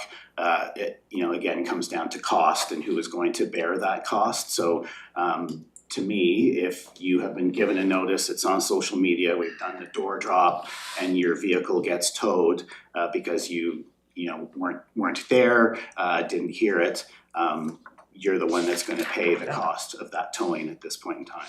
Yeah, definitely. Yeah. I think that would be the case. So that's how it's structured. Okay, thanks. Okay, seeing no further hands coming up, I just wanna thank both of you for coming. I'm gonna look forward to seeing what the new bylaw looks like when you circulate the draft. I think there's gonna be some interest there. I appreciate that we will also be getting the old bylaw because this one won't be redlined, but to read the old one as well as the new one will be, I think, really valuable. Do we have an idea of when we will see this back? Probably by the end of the week, it's complete, like we have done what we think should happen or should be included. We have a list of principal changes that we would attach to the email that will be sent out to you. So I'm thinking by the end of the week, you will have the proposed bylaw, the existing bylaw, and a list of the principal changes. So this bylaw will come back to the table for further debate then at the regular business meeting in July. That's what I'm asking for, when it's coming back. When it's coming back, okay. July 21st is what we discussed, what we because George was not here at the next business meeting. Okay, so we would have a special meeting to start the bylaw process. Okay, that's what I wanted to know. So Yeah. we will have time so that then, once we read these documents, if we have any further questions, we can send them back. Then everybody can hear what the answers are to those questions. Yes. And then we'll move forward. Okay. Okay, super. Thank you very much. So at this point, I'd like to ask if I could have a motion to recess for dinner. You're coming back? I guess we're not having our presenters. Oh, they're after, okay. Culture presentation is seven.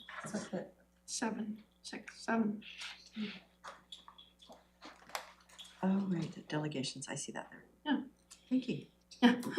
It's like, I was thinking, what did I miss here on the agenda that's not here, that I've got another delegation?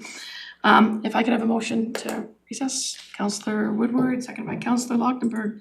All those in favor, and that carries. Thank you.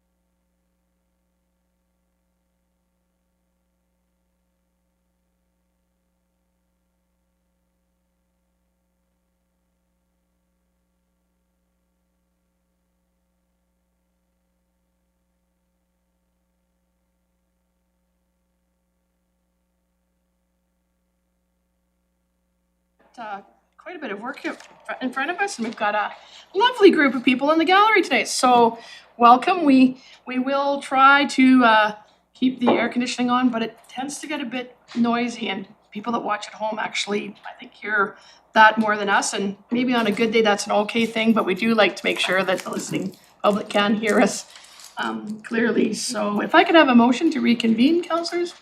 One moved by Councillor Woodward, seconded by Councillor Tate. All those in favor, opposed, and that carries. So we're gonna start off with item 7.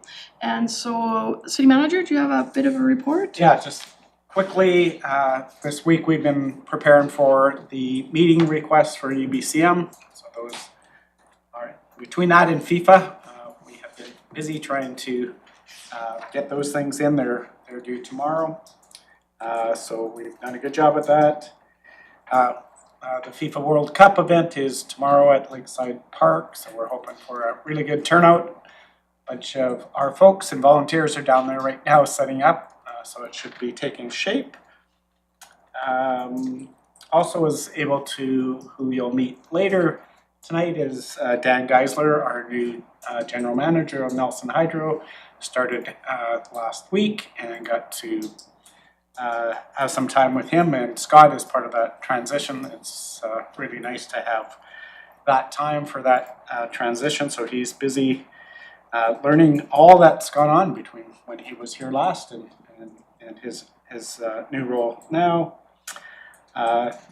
Chris Johnson, Sarah and I all attended the Local Government Managers Association BC annual meeting in Penticton, and there was some really good topics there that we'll share at a later date.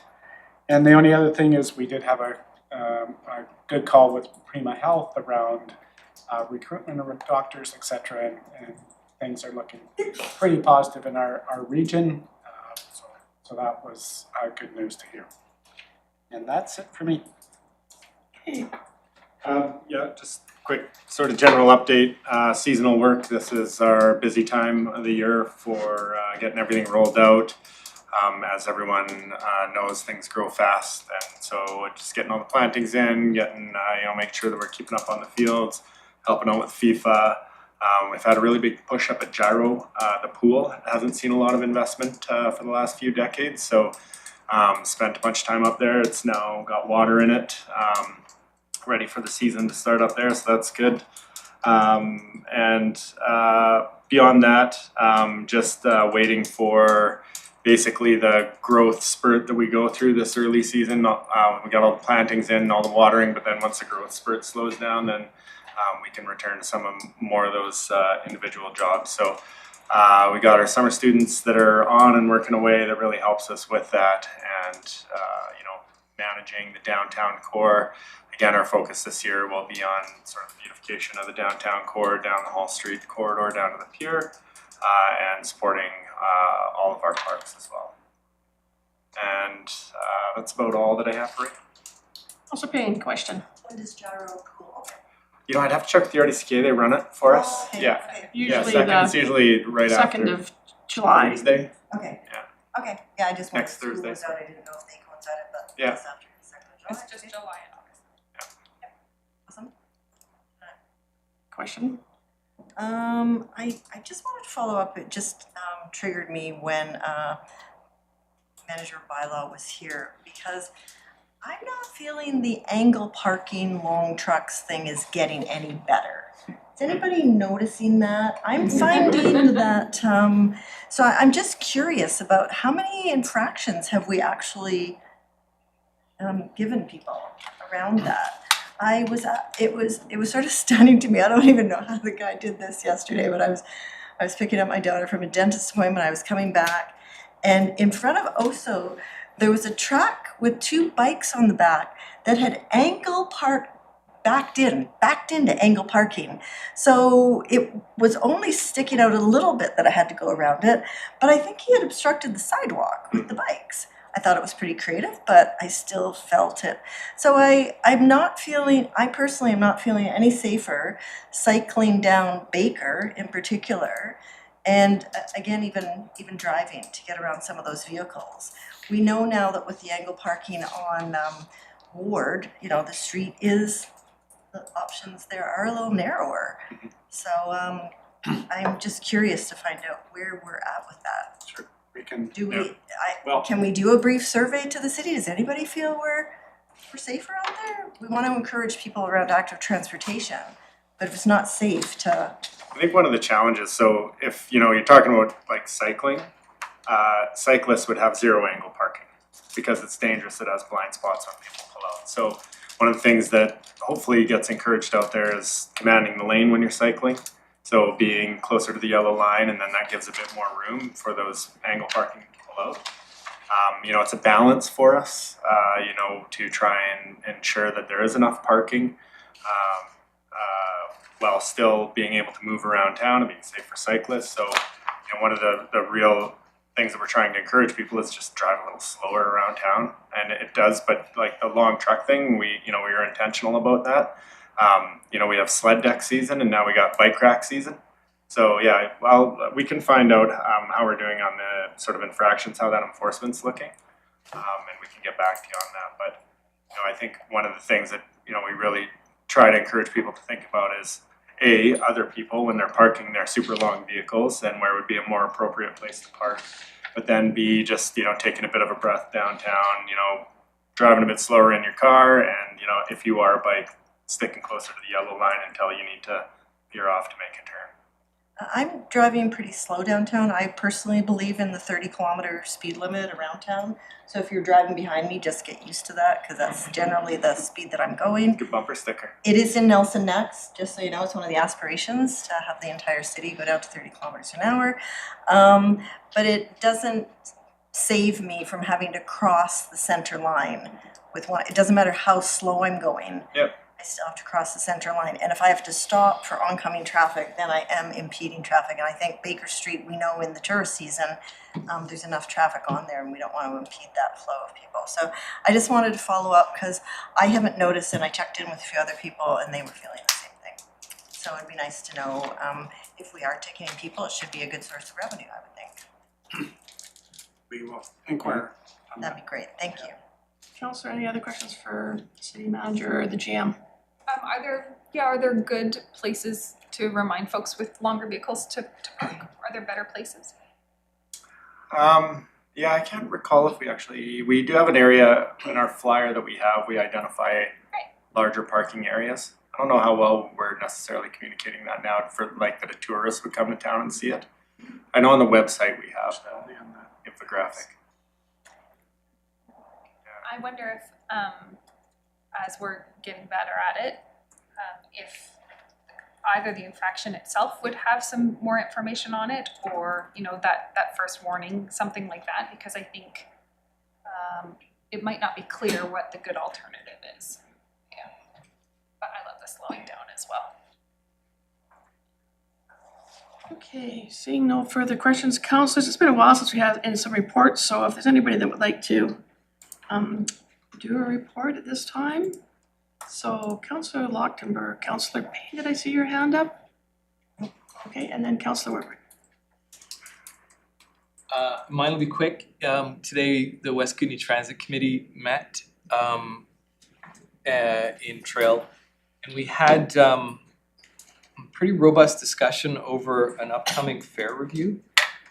So the general sentiment from the regional directors who are a part of that committee is there is a lot of, I'd say, a unanimous desire to increase transit fares to minimum $3 from $2.25.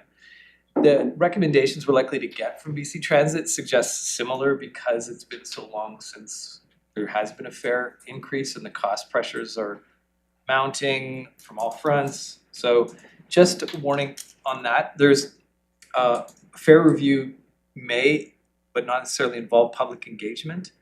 And so what we as a council should do is make a request. I've already talked to BC Transit about it, and they're okay. In fact, they'd be pleased to come and do a presentation, a delegation for us to give us an update on the fare review. And then ultimately we, the RDCK and the RDKB decides. The West Kootenay Transit Committee, although kind of sets the tone and generally whatever they say ends up going, but it's not necessary. So if we do want to present our viewpoint differently, this would be a good opportunity.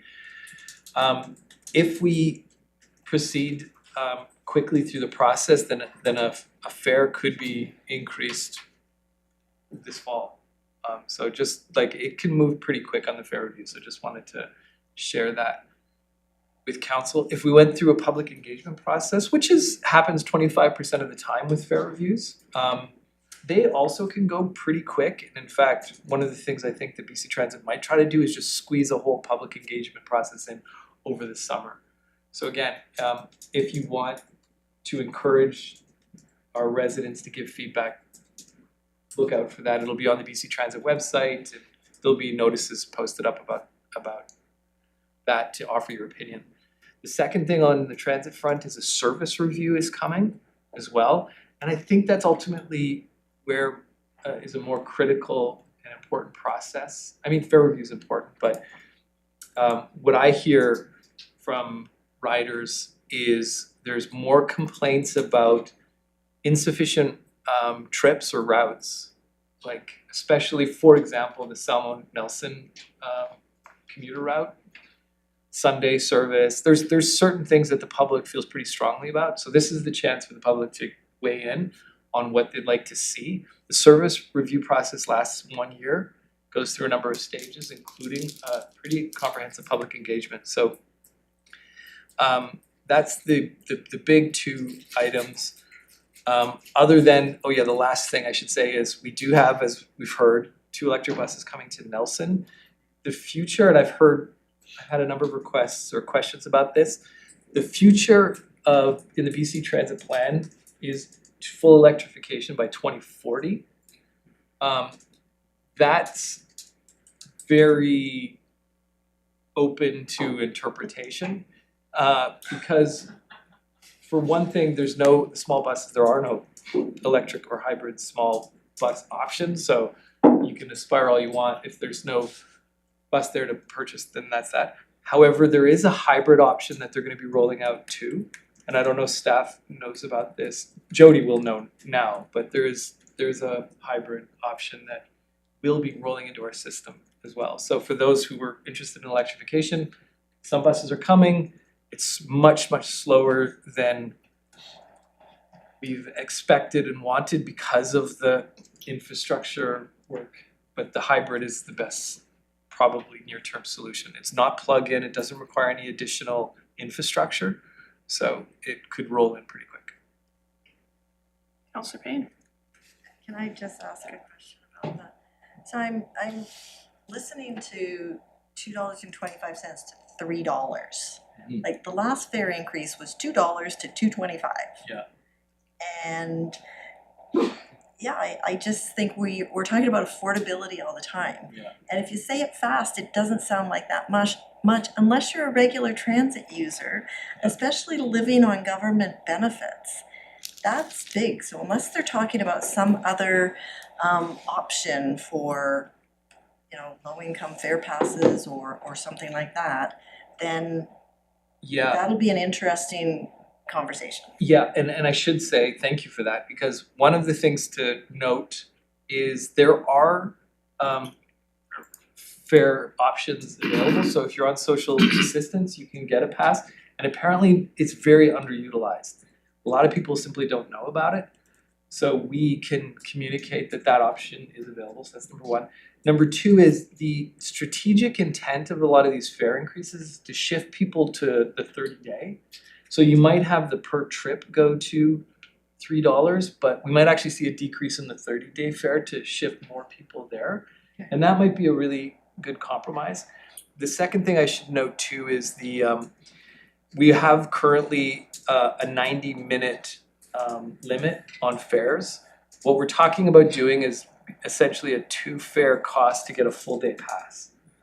So that's been a big concern for people on the affordability side. Like, let's say I'm going from Balfour to the hospital.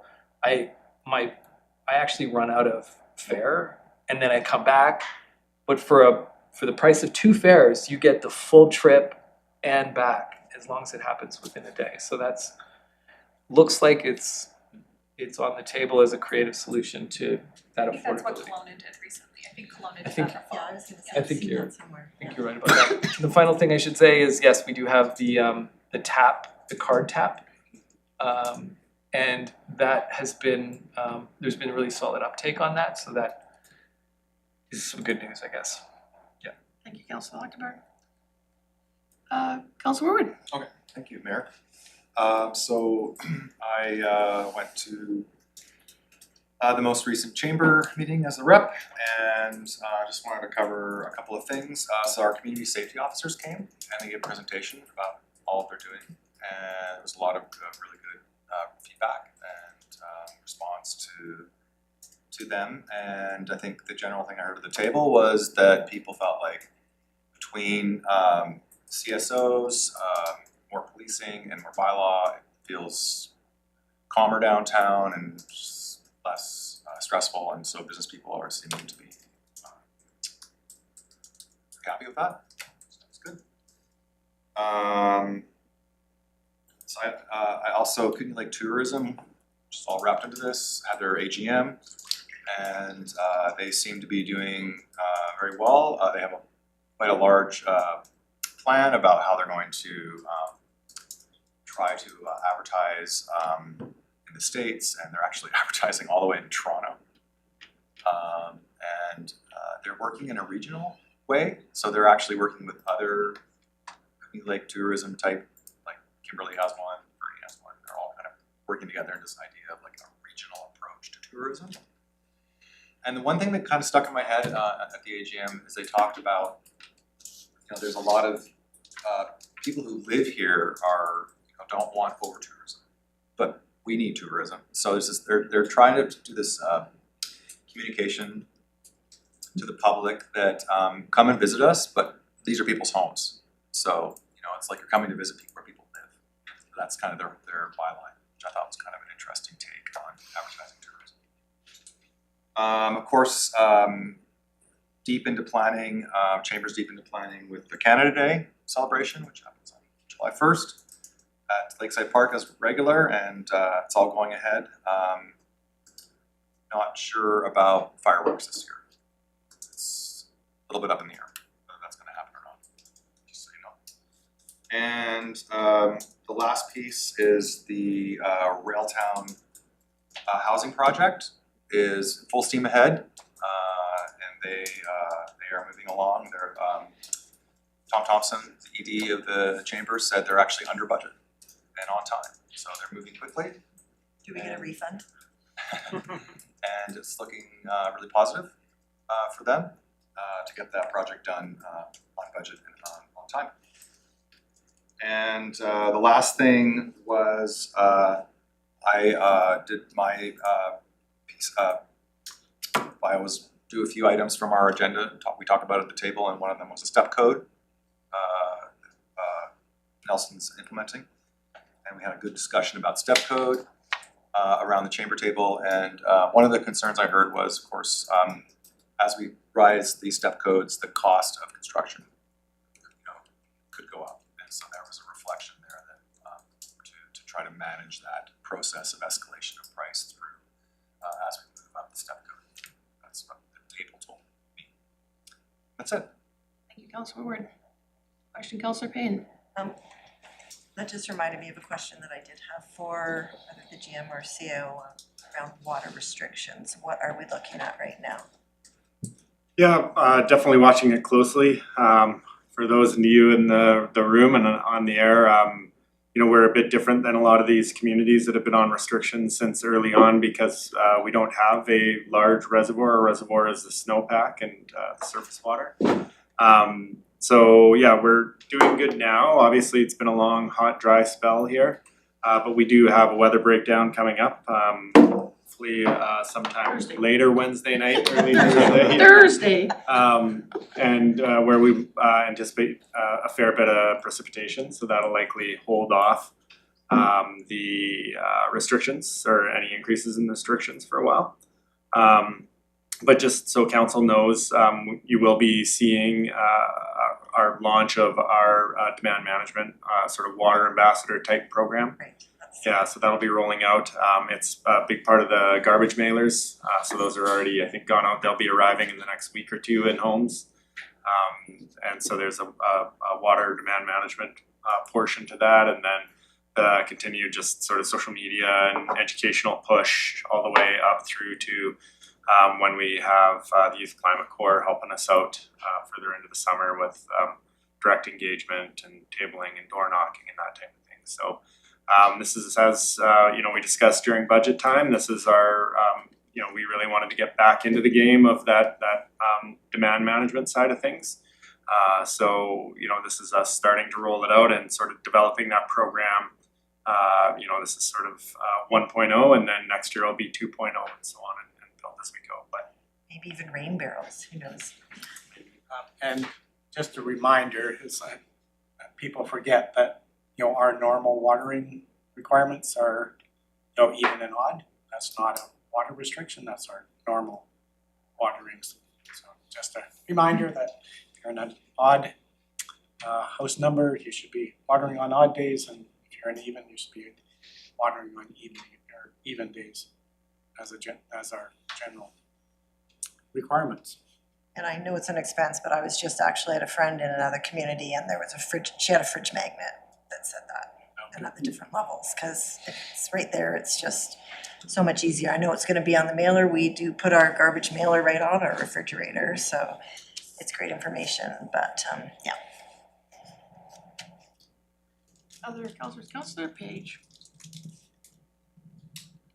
Yeah, so we had RDCK board highlights were that as they pertain to this table is the CSLAC committee has a plan in place to start integrating itself or dialing down. This is part of the discussion.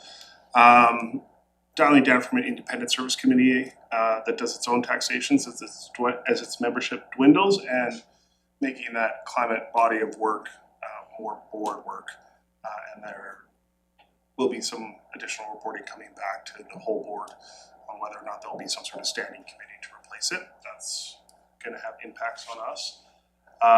We talked about our remuneration, and so we did successfully get a motion through to require reports from directors before they get reimbursement on their expenses for conferences they go to. But we have also increased the municipal director remuneration to 50% of what EA directors get. It was brought forward by DeCusp, and that also was passed. And then an aggressive dog bylaw had failed in H, but has passed in the other areas. I think it's A, B, and C that are doing that. And then finally, beyond just FIFA and soccer and the volunteering we'll be doing tomorrow, there's also a repair cafe that'll be happening at Lakeside Park on Saturday, and I'll be manning the barbecue there. Sunday, Saturday. 27, I thought it was. Saturday. Saturday? Sorry, 7th is a Saturday. I gotta change my schedule. I have something to take. Pretty sure I'm right. I have to get all the burgers on Friday, so it's gonna. It's Saturday. Thank God. Thank you. I'll change it in my calendar because I've got something I want to get fixed. Don't wanna mess up. If you've got an extra apron, I could probably use help on the grill. Okay, I can bring my apron as well. I'm pretty good at flipping burgers. Okay, bring me an apron too. Anybody else? Extra. Councillor Tate. Did you want to talk about GNAD at all? Greater Nelson Economic Development? You're on the advisory committee. I was on the advisory committee. I just show up. And we met and just getting the strategic plan for next year set up. And a theme that we heard at FCM that I brought to the table has to do with the defense industrial strategy and the money that's going towards dual use technologies. So one thing that we heard at FCM that was a new theme for me, Federation of Canadian Municipalities, that was a new theme for me, had to do with municipalities leveraging these dual use technologies, whether it's roads and water infrastructure to drone technology, GIS, to training nurses, if you're looking at it from a post-secondary lens. And so I thought that was quite interesting, and as we got riffing around the table, there was all sorts of ideas about what could possibly be dual-use technology that gets developed here, and someone was even talking about core and the backpacks and those sorts of things. So it was really kind of an interesting generative conversation to see how the political winds shift and the money moves in different directions and the grant streams change. We had Rec Commission, and they're on the agenda, and it's been bumped because not everyone was there. It has to do with looking at developing a specific funding stream or funding pocket, I guess, for capital improvements. So right now there isn't a reserves, very much reserves in S226 in the Rec Commission, the S226, and it's a challenge to figure out how to get money into there every year just because the operations is so expensive. So we're gonna bring that back to the table at the next meeting to have a conversation about how we would like to move forward on possibly looking at ways to fund for reserves, for capital improvements, for recreation. Did I capture that okay? Yep. Yeah, is that about right? Remember the meeting night. Councillor Payne. Thanks.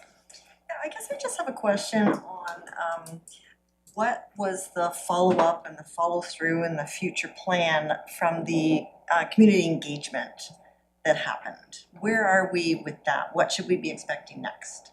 You can go. That was that. Yeah. But we just What didn't, is the next step? the purpose of Decided that. we need more money?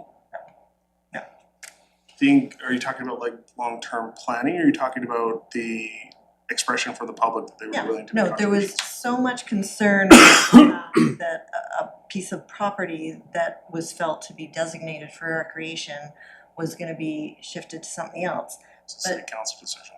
Pardon me? That was a city council decision. But that was the concern Yeah. in the public consultation, am I mistaken? There were a lot of, There was a decision, there was a group, a cohort within that, that I'm that just held trying to that as a understand strongly that held there may be opinion. some options now, is the RD looking at options around that? Those are two separate pieces of property, but what I will say about the community engagement, All those that kind of all came up at the same time, I think is what you're saying. Yeah. And the concerns came forward about like space for recreation versus funding and those sorts of things. So one of the recommendations from that long-term campus master plan engagement is how to plan for ongoing capital improvements. So that's one of the steps that are trying to be implemented as we bring forward these agenda items. Okay, so you're planning to get the money and then you'll use that consultation to, I guess that's what I'm asking is I just don't understand how that goes forward. Cause I thought you identified out of that consultation, the Rec Commission did, what some of the desires were in the community. Correct, yes, and so So you from, have that information then? Okay. And then you're now trying to determine where the funding's gonna come from so you can action those recommendations that you have. No, I wouldn't say it like that. I wouldn't say it like I wouldn't say it like that either. Yeah.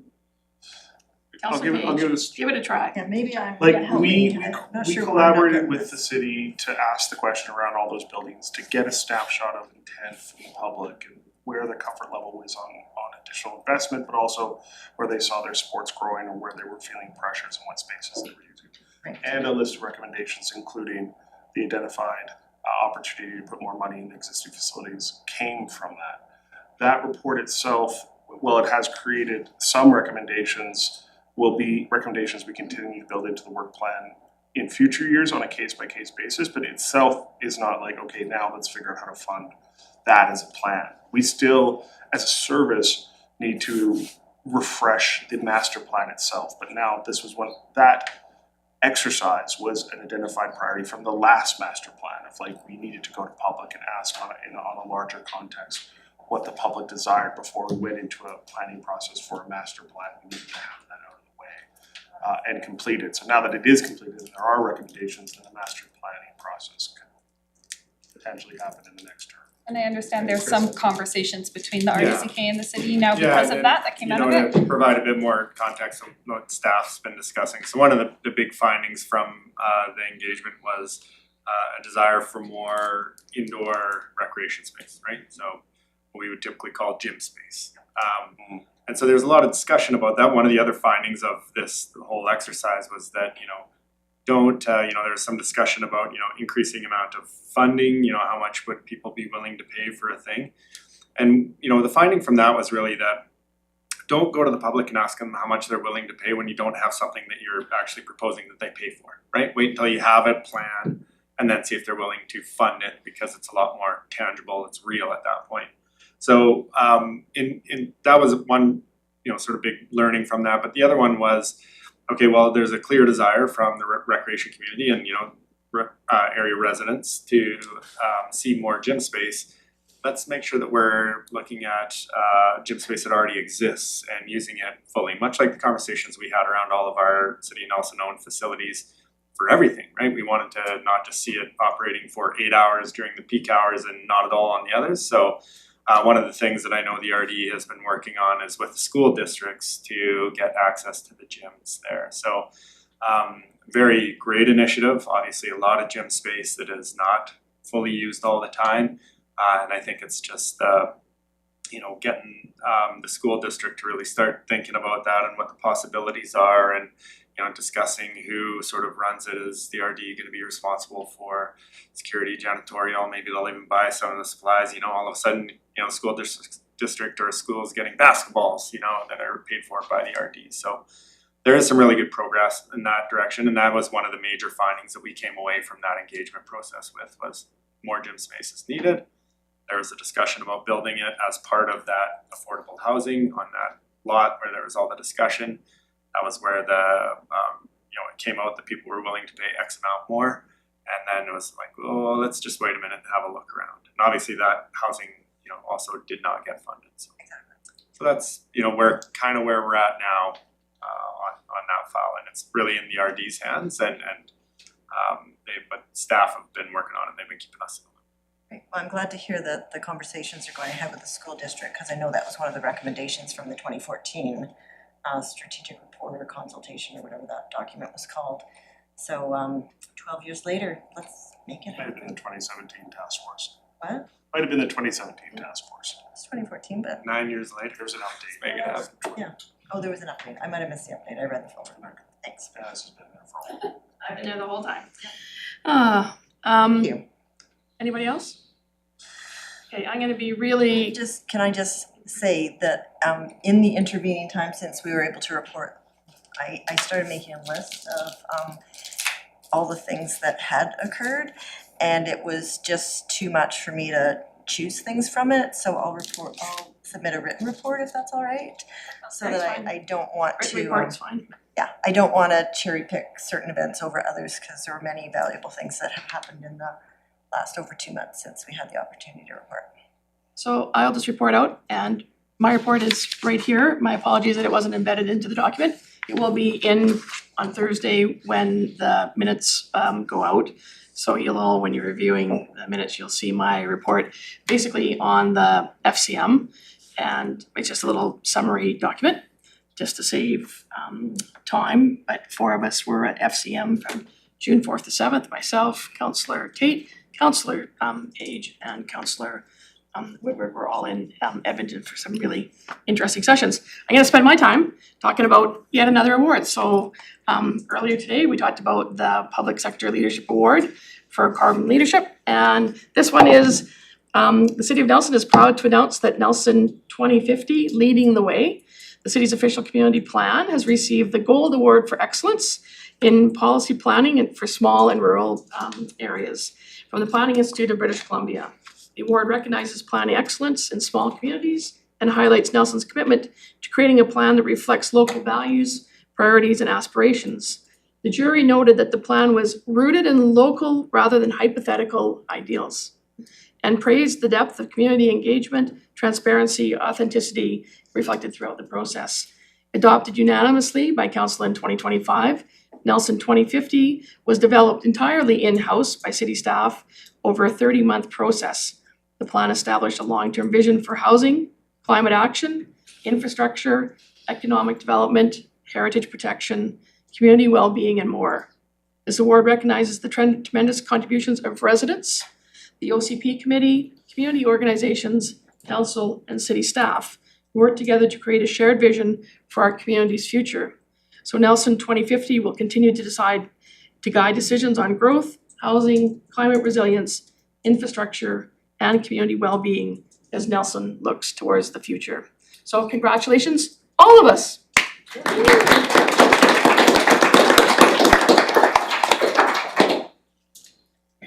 Okay, moving on, our next item is cultural presentation.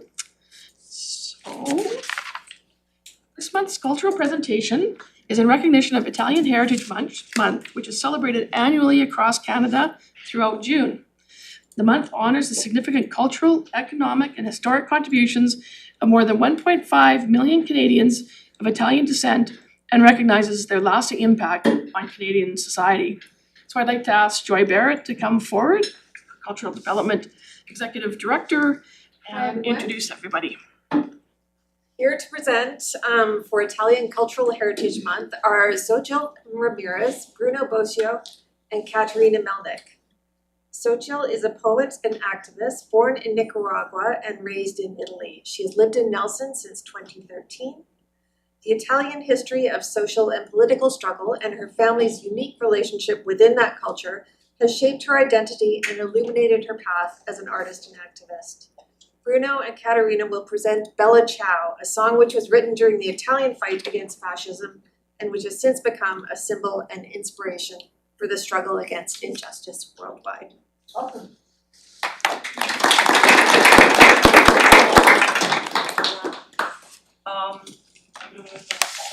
I'm gonna give the presentation before the song so you guys can all have a context of what this song means. Thank you for having us here. Thanks for people for being present. I have been invited to present something for Italian Cultural and Heritage Month. And I asked myself, what could I do? The answer came back in the form of a song. So why not some poetry that goes along? My musical friends are here because during their own search of a language which will allow them to communicate with people from different places, they found this same song. Bruno is Argentinian with Italian root. Katerina is Ukrainian and firstly heard this song during her childhood. The three of us are aware that all the struggle and the injustice are connected. Bella Ciao is more than a simple song. It should be the real national anthem of Italy, but maybe it's better that way, because like this belongs to everyone and everywhere. So, as I said, I've been invited to present this piece today, and I'm fondly convinced that Italy has contributed more with bravery, creativity, and humanity to the world than what most people think of when you tell them you're from there. Usually, the first association with Italy is about food, that's why I'm wearing my shirt with the tomatoes on, fashion, natural and artistical and historical sites, which are surely something precious to us, but they wouldn't exist without the inner fire that makes us who we are as people. I wanted to offer to you today a window towards something that you wouldn't find in a tourist guide. And it's a fundamental component of Italian history and heritage. Because the saddest thing that comes to my mind when I think about how we are seen from the outside is the possibility that Italy is identified with its current politics, led by our Prime Minister Giorgia Meloni. This is one of the reasons why I chose to take inspiration from the recent speech that Paola Cortellesi offered for the 80th anniversary of the Italian Republic. Minister Meloni didn't like what Cortellesi had to say, and after this presentation and the song Bella Ciao, you'll understand why. After the Second World War, Italian mass emigrated from a country that was made rubble, and a new political order was reshaping itself, as we chose to become a republic and put the royal family to exile. Exactly 80 years ago, the June 2nd and 3rd of 1946, the Italian Republic was born, when the first time we had a democratic vote where women could take part of. And that moment marked a huge change on the social and political landscape because their voice had as much importance as everyone else.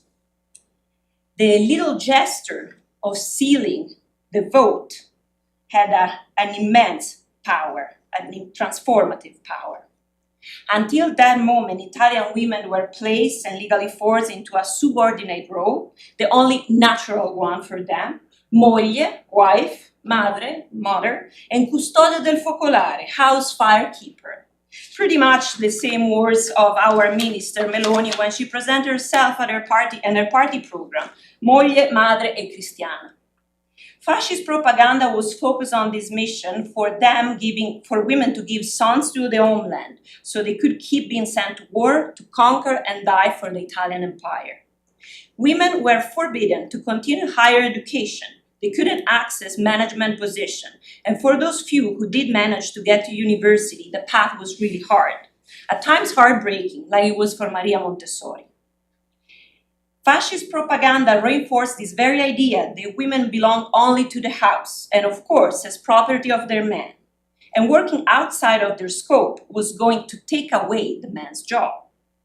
I want to highlight, as Cortellesi did, that this is like a joker concept. It is still very popular today and is used by simply substituting the category of women with the one of immigrants. Immigrants. It is easy to forget how hard it is to adapt and fit in.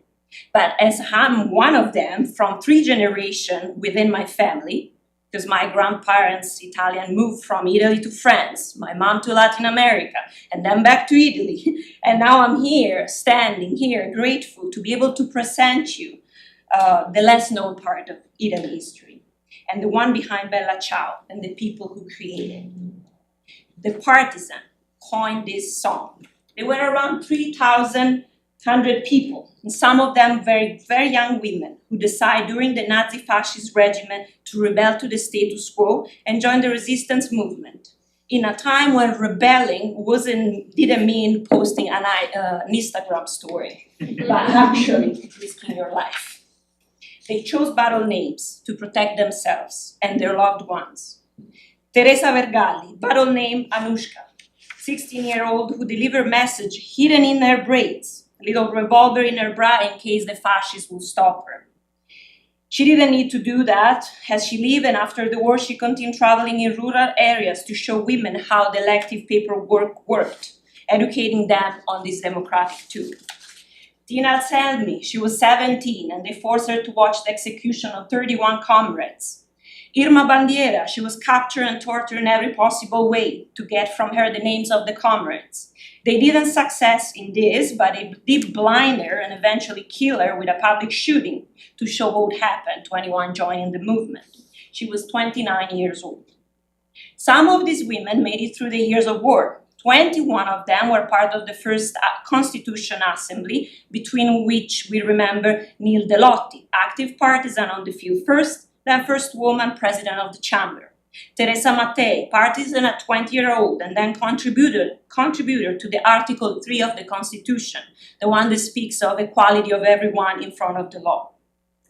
Next to these amazing women and figure, we don't want to forget the multitude, those ones who are not to be found in history books, the women indoctrinated to submission and predestinated to accept abuse of every kind, keeping it quiet, because if they raised their voice, they could have been sent to so many mental hygiene institutes where women were used as laboratory rats with electric shock, forced isolation, and another multitude of medical experiments, or if you want to use the right words, legal tortures. At the moment of the vote, all these women were called to participate in a renewal of the Destroy Italy, setting the base for something the partisan fought for. It's wonderful to stop and ask ourselves how the atmosphere could have been during those times. Anna Garova, journalist, tells us something about the value of those election days. Those election paper vouchers were more precious than bread tickets. They were holding them as love letters, mentally reviewing how to place the vote. The conversation that were taking place between men and women those days had a different tone. They were conversations between equals. As I end my presentation, I just want to say the goal is to be, this presentation be a reminder as we celebrate here in Nelson the Italian Heritage Month, that every freedom and equality of rights we take for granted now exists because someone had the courage to take it. Commemorating the cultural heritage of Italy should help us remember that we need to own this freedom. Because if we let any tyrant decide for us in a local or global scale how to manage our resources and create an unhuman world, then we would not be honoring the bravery and the sacrifice of the people that these people offer to the world. Irma Bandiera, before dying, executed, wrote a letter to her mom. Tell her that I fell, because those who will come after me will live free as I wish I could. Those after her, it's all of us. And this is also why the value of Bella Ciao song is worldwide known and it still shapes consciousness, awakens people inner power, creating and giving us back energy to fight against apathy and solitude.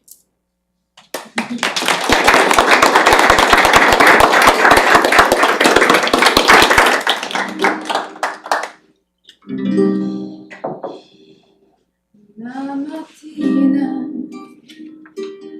mi son svegliato, oh bella ciao, bella ciao, bella ciao, ciao, ciao. Una mattina mi son svegliato e ho trovato l'invasore. Una mattina mi son svegliato e ho trovato l'invasore.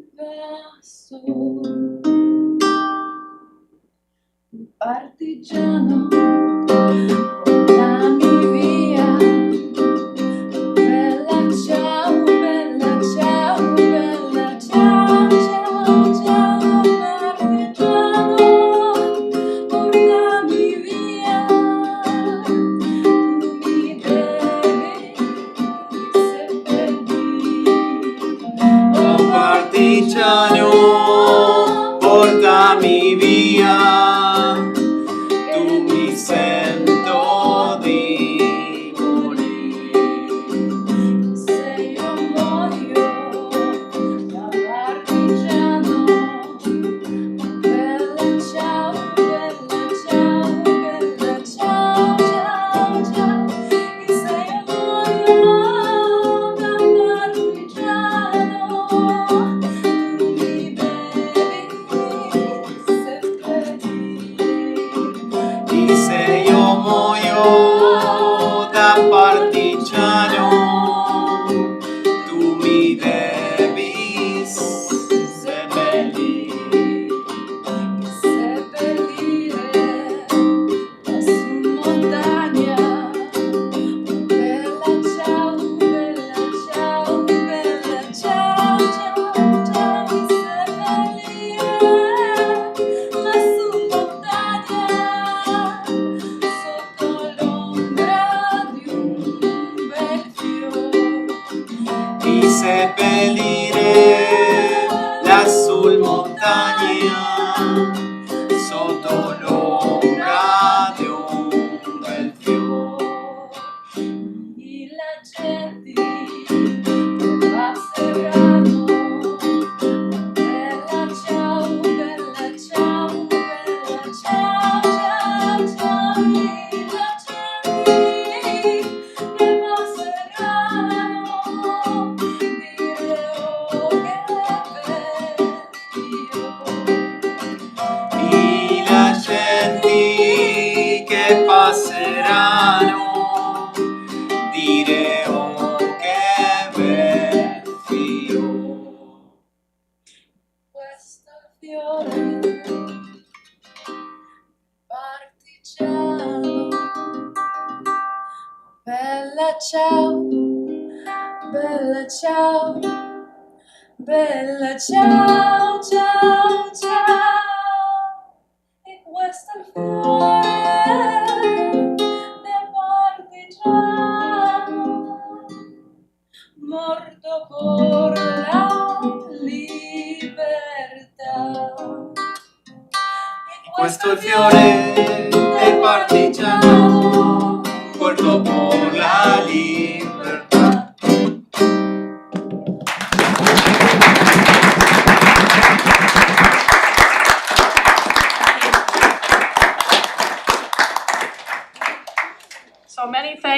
to Bruno and Katerina and Sochi for coming this evening. So once again, a big round of applause for them.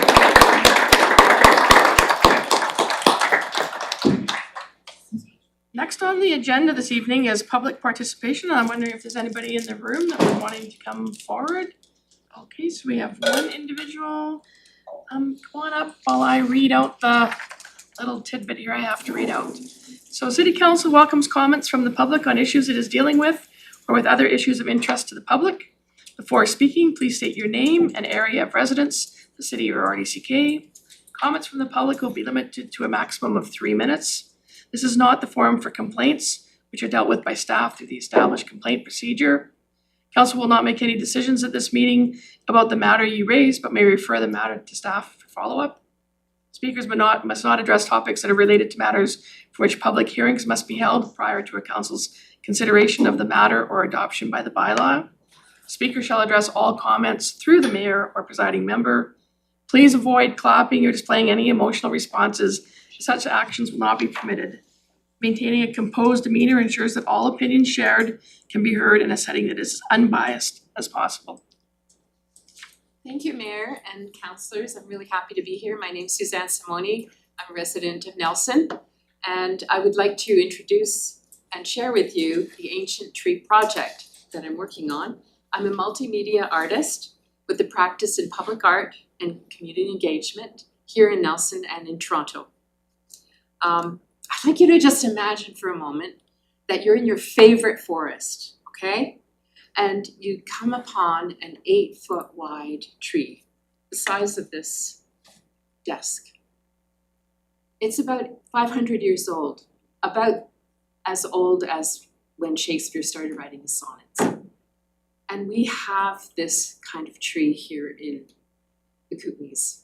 There is a tree that is in just south of Caslow. It's hollow, and you can walk inside and experience a forest room, surrounded completely by this tree, and all you see is the sky above you, and a diversity of organisms, including pixie tree lichen and all kinds of moss. My project submission proposal is to bring this experience to the heart of Nelson in Lakeside Park, where soccer players, wheelchair wanderers, cricket players can all walk inside this amazing tree and physically and emotionally connect to the magnitude and complexity of an ancient tree. In terms of logistics, there is an existing rubber tile base that was used originally for the exercise equipment. It's sitting there not being used. I'm proposing that this tree be placed there, and it would take up half of the room of a 19 by 19 foot rubber tile base. We would install a pedestal sign that would document the history of the tree. That would include 3D imaging of the tree that we've already done. And possibly we're working on augmented reality that would indicate the mycelium and the roots underground. This project is proposed for 6-month to 1 year duration because we don't know the impact of the tree on the tree and in this new environment with different sun and moisture conditions. So it would, after a period of time, it would be placed in a forest where it would integrate into its ecosystem. Now you're probably wondering, how much is this gonna cost us? I'm actually gonna apply for funding from multiple sources, so it probably wouldn't cost the city a penny. Although if the city wanted to contribute, I would not refuse it. Right now, because of funding that I have to apply for, I'm aiming for 2028. And to install it probably in spring of 2028. I've been working with Peter McAllister, the manager of the Crown Woodlot in south of Caslow, and he's here. He's made the trip from Caslow. And we've been in consultation or collaboration with, we're going to be in collaboration with Suzanne Samard's Mother Tree Project. And we also feel this aligns really well with the city's next, Nelson Next climate plan. In terms of community engagement with the planet, in terms of creating resilience by connecting with our forest kin, and aspirational goal number 4, creating natural ecosystems that are healthy and diverse. We've been in touch with some of the city staff on this. I'm just asking for I want you to know about this project and ask for your support. And basically to create an experience of entering into a forest room of an ancient tree, a microcosm of the earth for us and our children. Thank you. Thank you. Thanks for coming and presenting. Taking the opportunity to use public time. It's excellent. Okay. Thank you. If there were any questions, I have a proposal that I've submitted to the staff, so it is available. It's a 10-page proposal. Thank you. Thank you so much.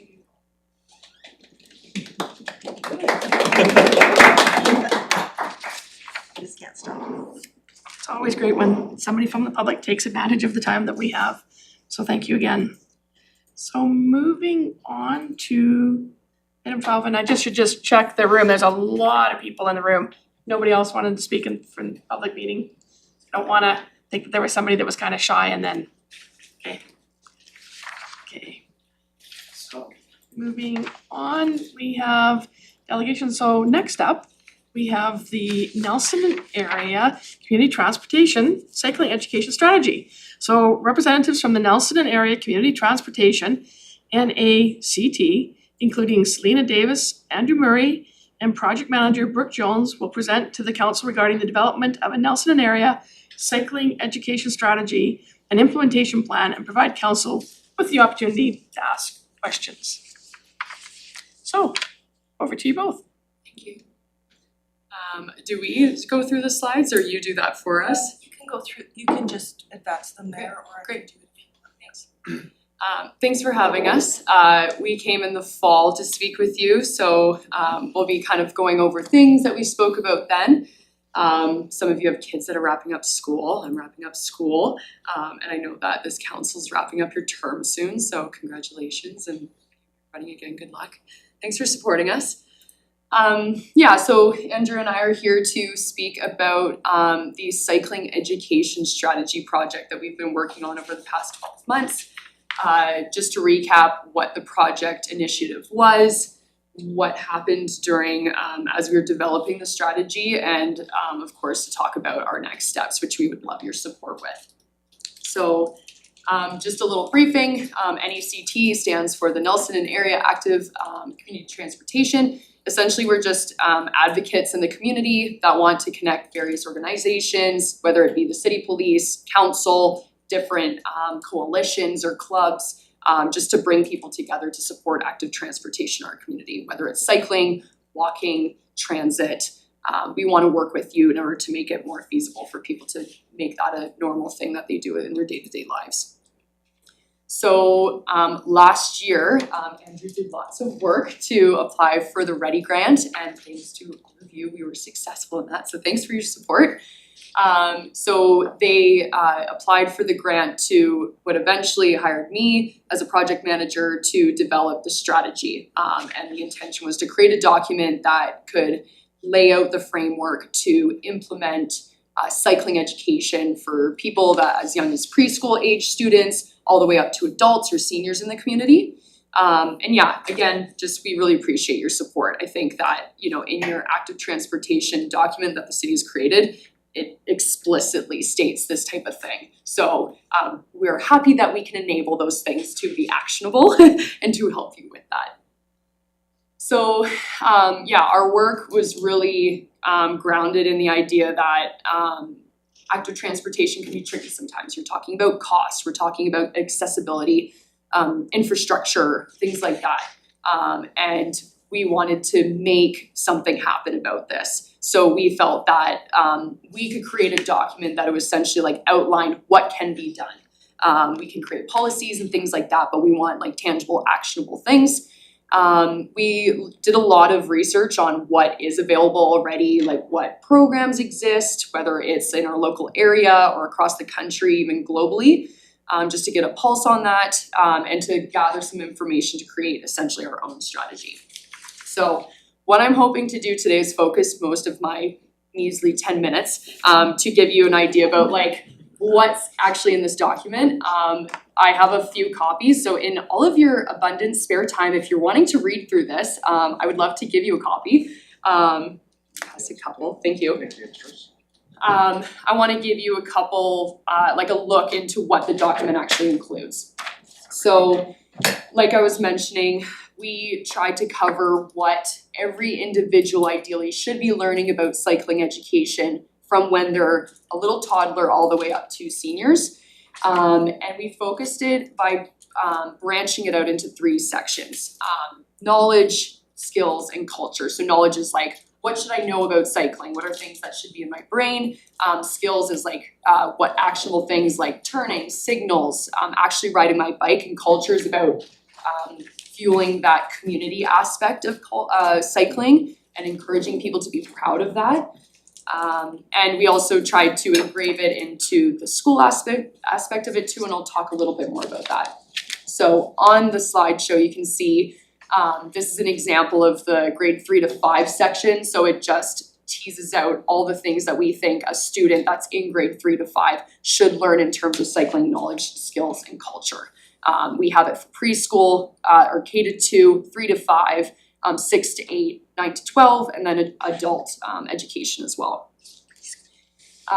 We really describe each of those age groups in like really big detail, but we also want to make sure that if someone's picking up the document, they only got a couple minutes, they can still get the key messages. So we also created like a visual summary of this for each separate category. So for example, we have the culture visual progression. So this essentially describes in a very simple term, in terms of culture, what should people learn as they move through their years.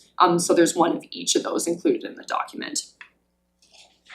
Another thing, a few things that we know that are quite the hot topic and a massive thing as cycling changes as the years go on with innovations and just changing cycling culture, is we wanted to make sure that we weren't just talking about, skills, knowledge, and culture, but also talking about like things that are really relevant, like e-bikes, like rules of the road. You know, we're talking about having to cross over the middle lane and, you know, working with larger vehicles and things. So we made sure to have a chunk of this document dedicated to that.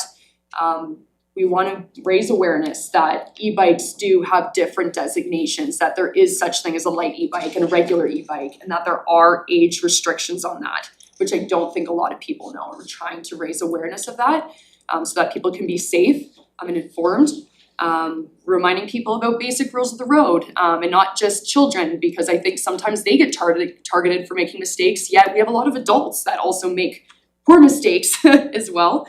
And then also making sure that we're being inclusive, thinking about learning or physical impairments that people might have and how we can make sure that they're included in the strategy. In addition to this, what should people learn? We tried to really reach out broadly to all the clubs, organizations, groups that can support us in this, because we'll be a lot more stronger if we support each other and work together. I have our municipal government, City of Nelson example on the screenshot there. We also talk about the school district, we talk about the city police, we talk about local businesses, and how everyone has a responsibility and the ability to contribute to this. So we hope to collaborate with all these people that we identify in the strategy. So next steps, this document's been created, printed hard copy. If you didn't get one but would like one, I would love to pass one on to you. We applied for the 2026-2027 Ready Grant and you supported us and we got funding, thank you. So essentially what that's gonna allow us is to take this document and actually action it. So we're hoping to take this programming, get it into schools, have community events, educational opportunities, and actually get it on the ground. We're really excited as well to announce that we secured a $10,000 grant through the School Streets Initiative, which essentially encourages safe transportation around school streets. We're specifically targeting Trafalgar Middle School as our largest school in the entire school district. We have 4 surrounding streets around it. It decreases emissions around the school, encourages active transportation, safe zones for kids to get dropped off and enter the school boundaries. And the school district has vocalized that they are supportive of it.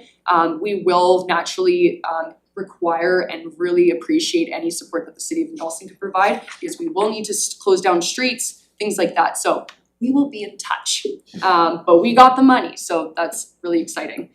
And other requests or things that we would love to have from the city, we're gonna hopefully have a lot of events going on. And whether it's the counselors being there present, whether it's supporting initiatives through funding, we would really, really appreciate your support on the hard work that we're putting into this. A couple weeks ago, we just had Bike to School week, the first week of June, and there was a bunch of different schools doing this. I know there was a lot of field trips that were happening and bike assemblies that were happening, and I'd love to continue our reciprocal relationship in supporting those events. An ongoing thing, and it sounds like many of you are advocating for this, is that the ongoing strategy behind infrastructure in our town to make cycling safe, to ensure that we're improving it as cyclists become more abundant in our community. And hopefully, of course, this year we're going to be implementing the document, but we definitely plan on planning or applying for ready grants in the future, even after this year, because we hope that it doesn't just conclude after 2026. We would like this to be a future continuous thing that we do. For example, we have the Hub Cycling that's primarily based out of Metro Vancouver. They run a program called Everyone Rides, which is targeted to grade 4 or 5 students. And we've had a lot of communities like Castlegar, the Slocan Valley, Caslow have been implementing these. And we would love to see that program be more active in our community, because that's a real gap that we have. They bring fleets of bikes to schools, so there's 0 barriers. They have coaches that come, and there's funding to do that. And we feel that that's a gap. So we would love to continue the conversation on that. And that's just one example about how we can make this happen. If you would like to continue chatting with us, our contact information is there. And yeah, thank you so much for your support as council. If you plan to run again, we'd love to chat. And if we don't run again, you want us to volunteer. And yeah, keep supporting us. Yes. Thank you. Councilor Woodward. One of the things that I have a son who goes to Trafalgar, one of the incredible amount of bikes there. Yeah. But some of them are very high end.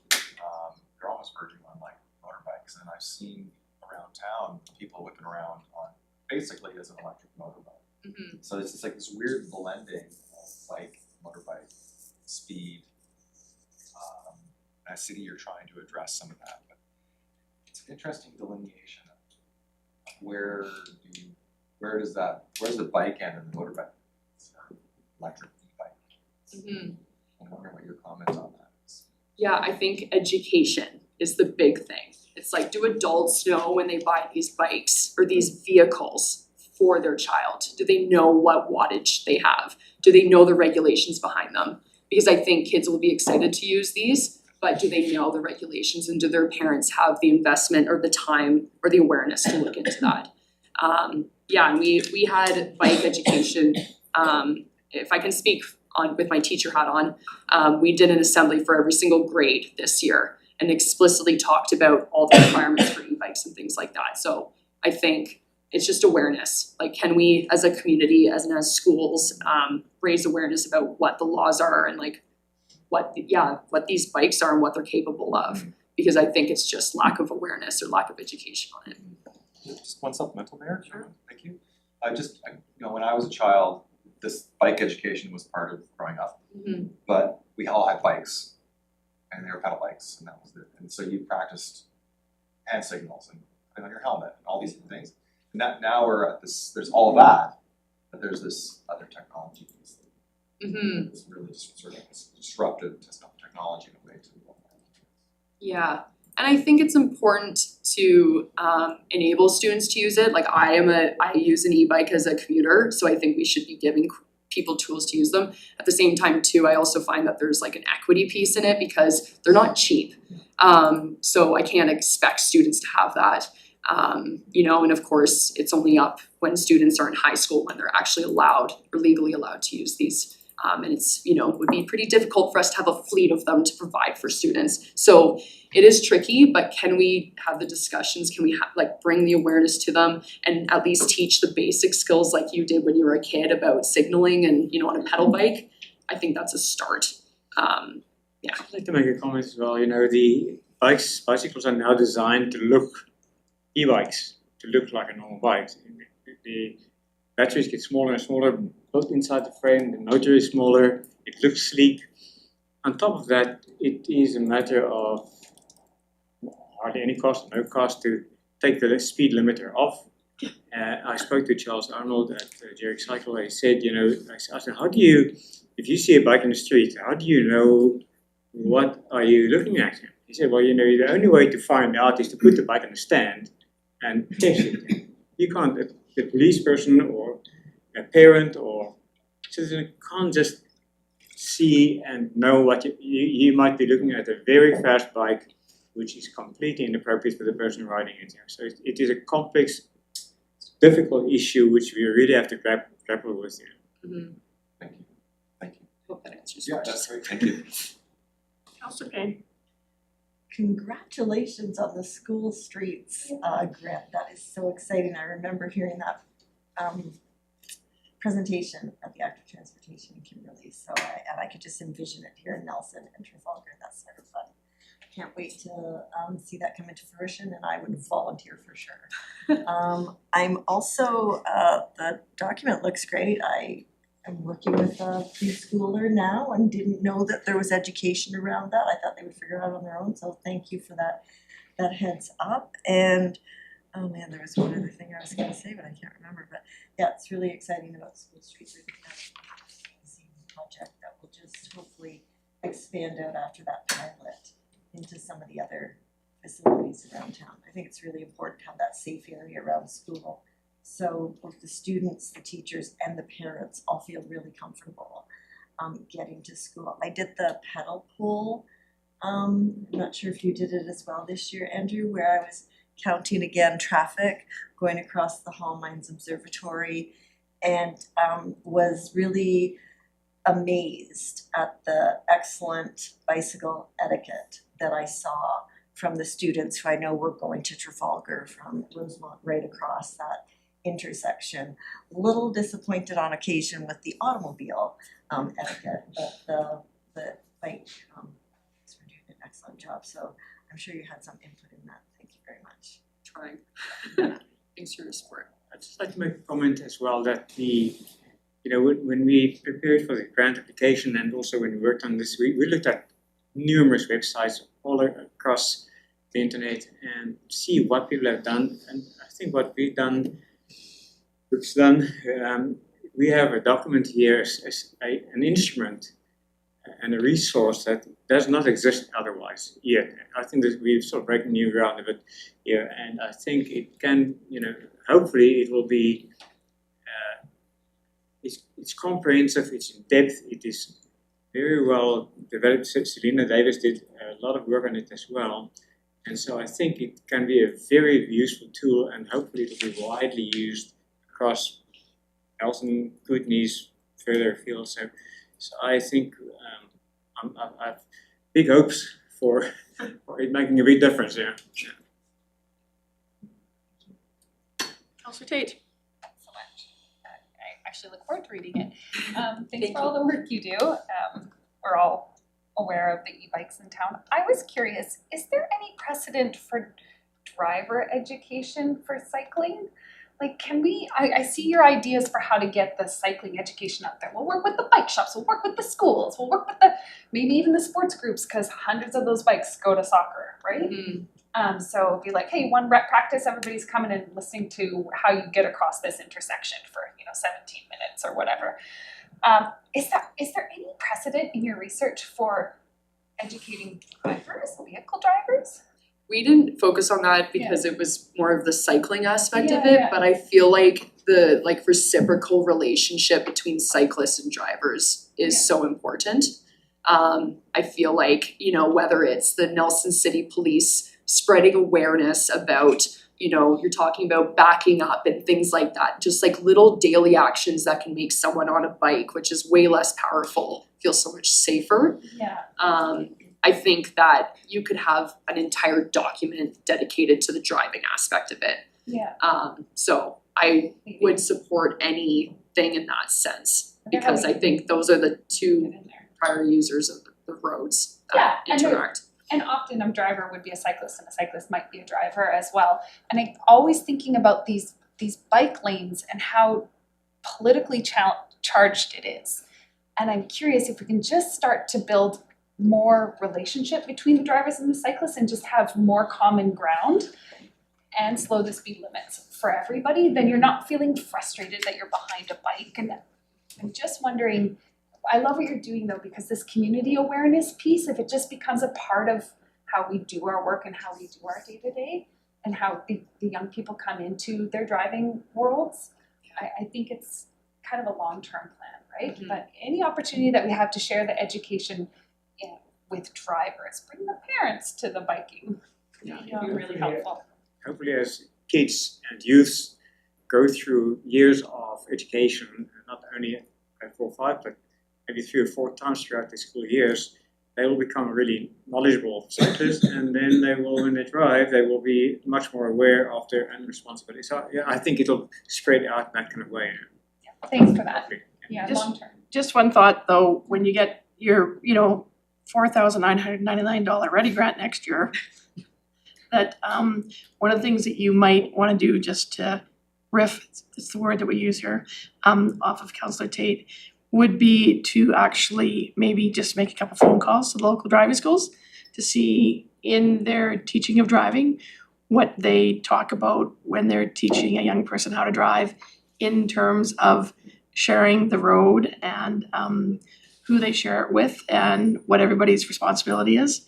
One of my deep hidden secrets, of course, that somewhere on the council table know, is that I was a driving instructor at one time in my past life. So I just sort of think that that's an engagement point that you can have. And then, you know, as this goes out, I mean, it might be that you're coming back to us and asking us to actually advocate in Victoria with CBC. well, I guess it's ICBC, but it's like the motor vehicle, like in terms of changes to the Motor Vehicle Act. And I actually sort of see that they're probably, given this movement with these e-bikes that are super powered, that I can see that the Motor Vehicle Act needs to have some revamping done to it internally in terms of policy, which then everybody can activate better. Like right now, it's, you see councils, like some cities are banning certain kinds of scooters. They're saying you can only ride the scooter in the like scooter park. You can't ride it around on the street. Like there's all these different things that are happening because there isn't sort of a higher level rule book, for lack of a better way to describe it. But yeah, anyhow, thank you for your presentation. Does anybody else have any other questions? I really want to thank you for the update and just recognize that Andrew made the big pitch at the Ready grants. I heard him quite clearly. We've got a couple in here, but this is the one that really needs the money, and so he convinced me that I was putting down the full amount when I was looking at the matrix, so now everybody knows how I voted on that one, but yeah. So anyways, thank you, Brooke, thank you, Andrew, for coming in this evening and Thank you very much. keeping us up to date with what's going on.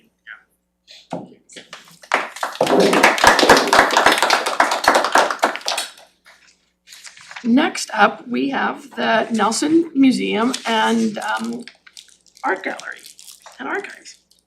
So Nelson Museum Archives and Gallery Interim Director, Kalika Bose, and you're on your own?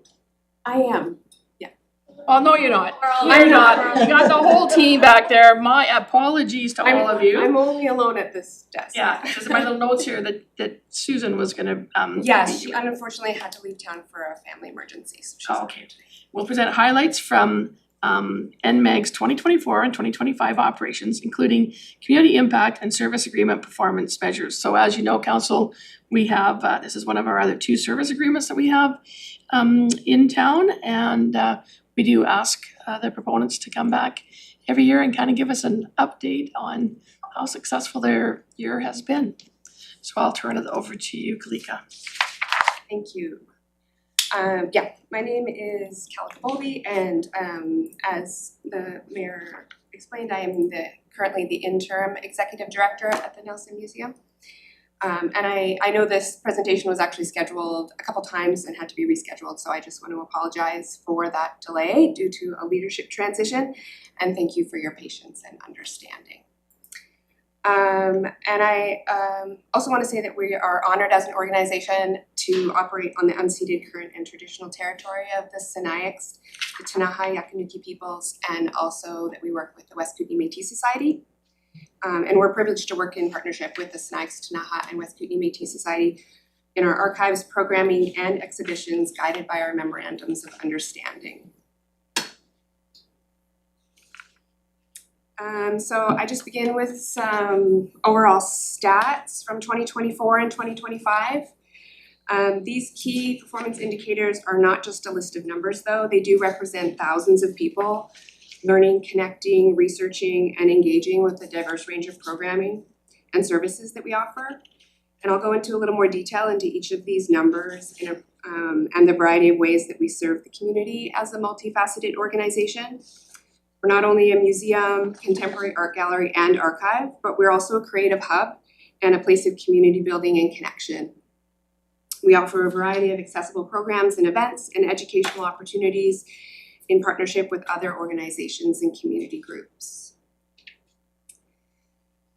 So one important way we serve is through education and access. In 2025, there were 42 educational tours tailored to specific class learning. And these tours take place in our gallery exhibitions, as well as our regional history museum on the 2nd floor of the building, as well as the Cold War bunker. And then also in 2025 and in 2026, we collaborated with the school district and the Capitol Theatre to do a youth pride event. This was a highlight of our education programming, I believe, that is really necessary, and it fosters equity and inclusion. So we secured grant funding to bring in speakers and workshop facilitators and provide a whole day of events for students who attend the pride clubs across the district. So students were bused from across the district to attend. In 2025, we offered 68 public programs throughout the year. And often in our programming, we contract local artists and community members to facilitate these programs, and they share knowledge and skills, fostering spaces of reciprocal learning, where we're all learning with and from each other. It's kind of a unique model within our programming, I think. And we're also a place of learning for future teachers and historians and others by hosting practicum students from both WECTEP and Kootenay Art Therapy Institute for the last few years. And we also offer mentoring for youth through volunteer opportunities in the archive, on the front desk, as well as a youth board of directors position. And then we also ensure accessibility by providing a variety of free ways to visit and attend our events. So we have free admission every Thursday night from 4 to 8 p.m. Our exhibition openings are always free and open to the public. And then we also have community and library membership cards. So when you're a member of the museum, you have free admission all the time to the museum and the bunker. And we have a library membership card at the library. So library users can borrow it to come have free admission to the museum. We've also offered community membership cards to some other groups like Bigby Plays and McKim Cottage and places. So clients at those places can use them for free admission. We also serve through our public art gallery, and thanks to the incredible work of our curator, Erin Fay, who's in the room, we bring contemporary art and connect it to local stories that inspire critical conversations. We often create limited run exhibition catalogs to accompany many of the exhibits. These are a few I brought, if anyone wants to check them out, from exhibits that happened in 2025. And then these exhibit themes are often inspiring the public and education programming that we offer. including artist talks, workshops, panel discussions, and film screenings. In 2025 specifically, we presented 3 solo exhibits of Nelson artists, including Amelia Ford, who's an LVR grad who's now living in New York, and local artist Deborah Thompson, who's in the room, and Hildur Johansson. And Deborah and Hildur's catalogs are included there.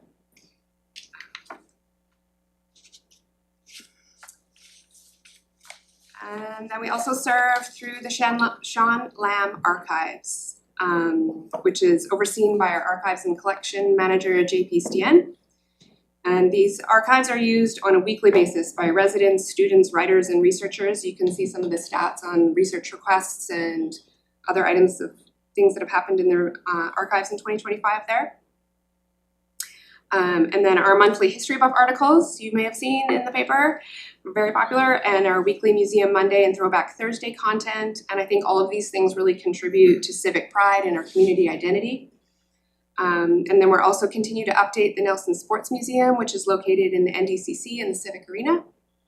So you might have seen some of those updated cases if you've been in those locations. Our archives team also works closely with the Sinaiaks and the Tinaha and the West Kootenay Métis Society, guided by our MOUs. And it's all of that work is aligned with UNDRIP and the principles of OCAP, which are the principles of ownership, control, access, and possession. These photos that you see in the presentation are just a few of the historical photos that were donated to our collection in 2025. There's a lot of great historical photos that come in. Oops, sorry, not too many there. We also care for this landmark building located at 502 Verdon Street. And we do that while welcoming thousands of visitors, as well as maintaining the Cold War bunker underneath the Gray Building as a heritage site and learning space. We've also, in the last couple of years, implemented a number of sustainability upgrades, including sensor lighting in our gallery spaces, to help reduce our carbon footprint, which is in alignment with Nelson's official community plan. And then here you can really see the way that our service model is relational and is built on trust and reciprocity and shared purpose. Our Indigenous partnerships are embedded in how we operate, and they inform our planning, our programming, and our decision-making. And then this long list of partnerships exemplifies the role we play in the community as an arts and culture hub and a connector in bringing people together. So we've collaborated, in 2025, we've collaborated with all these different groups in some way or another. Sometimes that's within our building, sometimes that's with us going out into the community.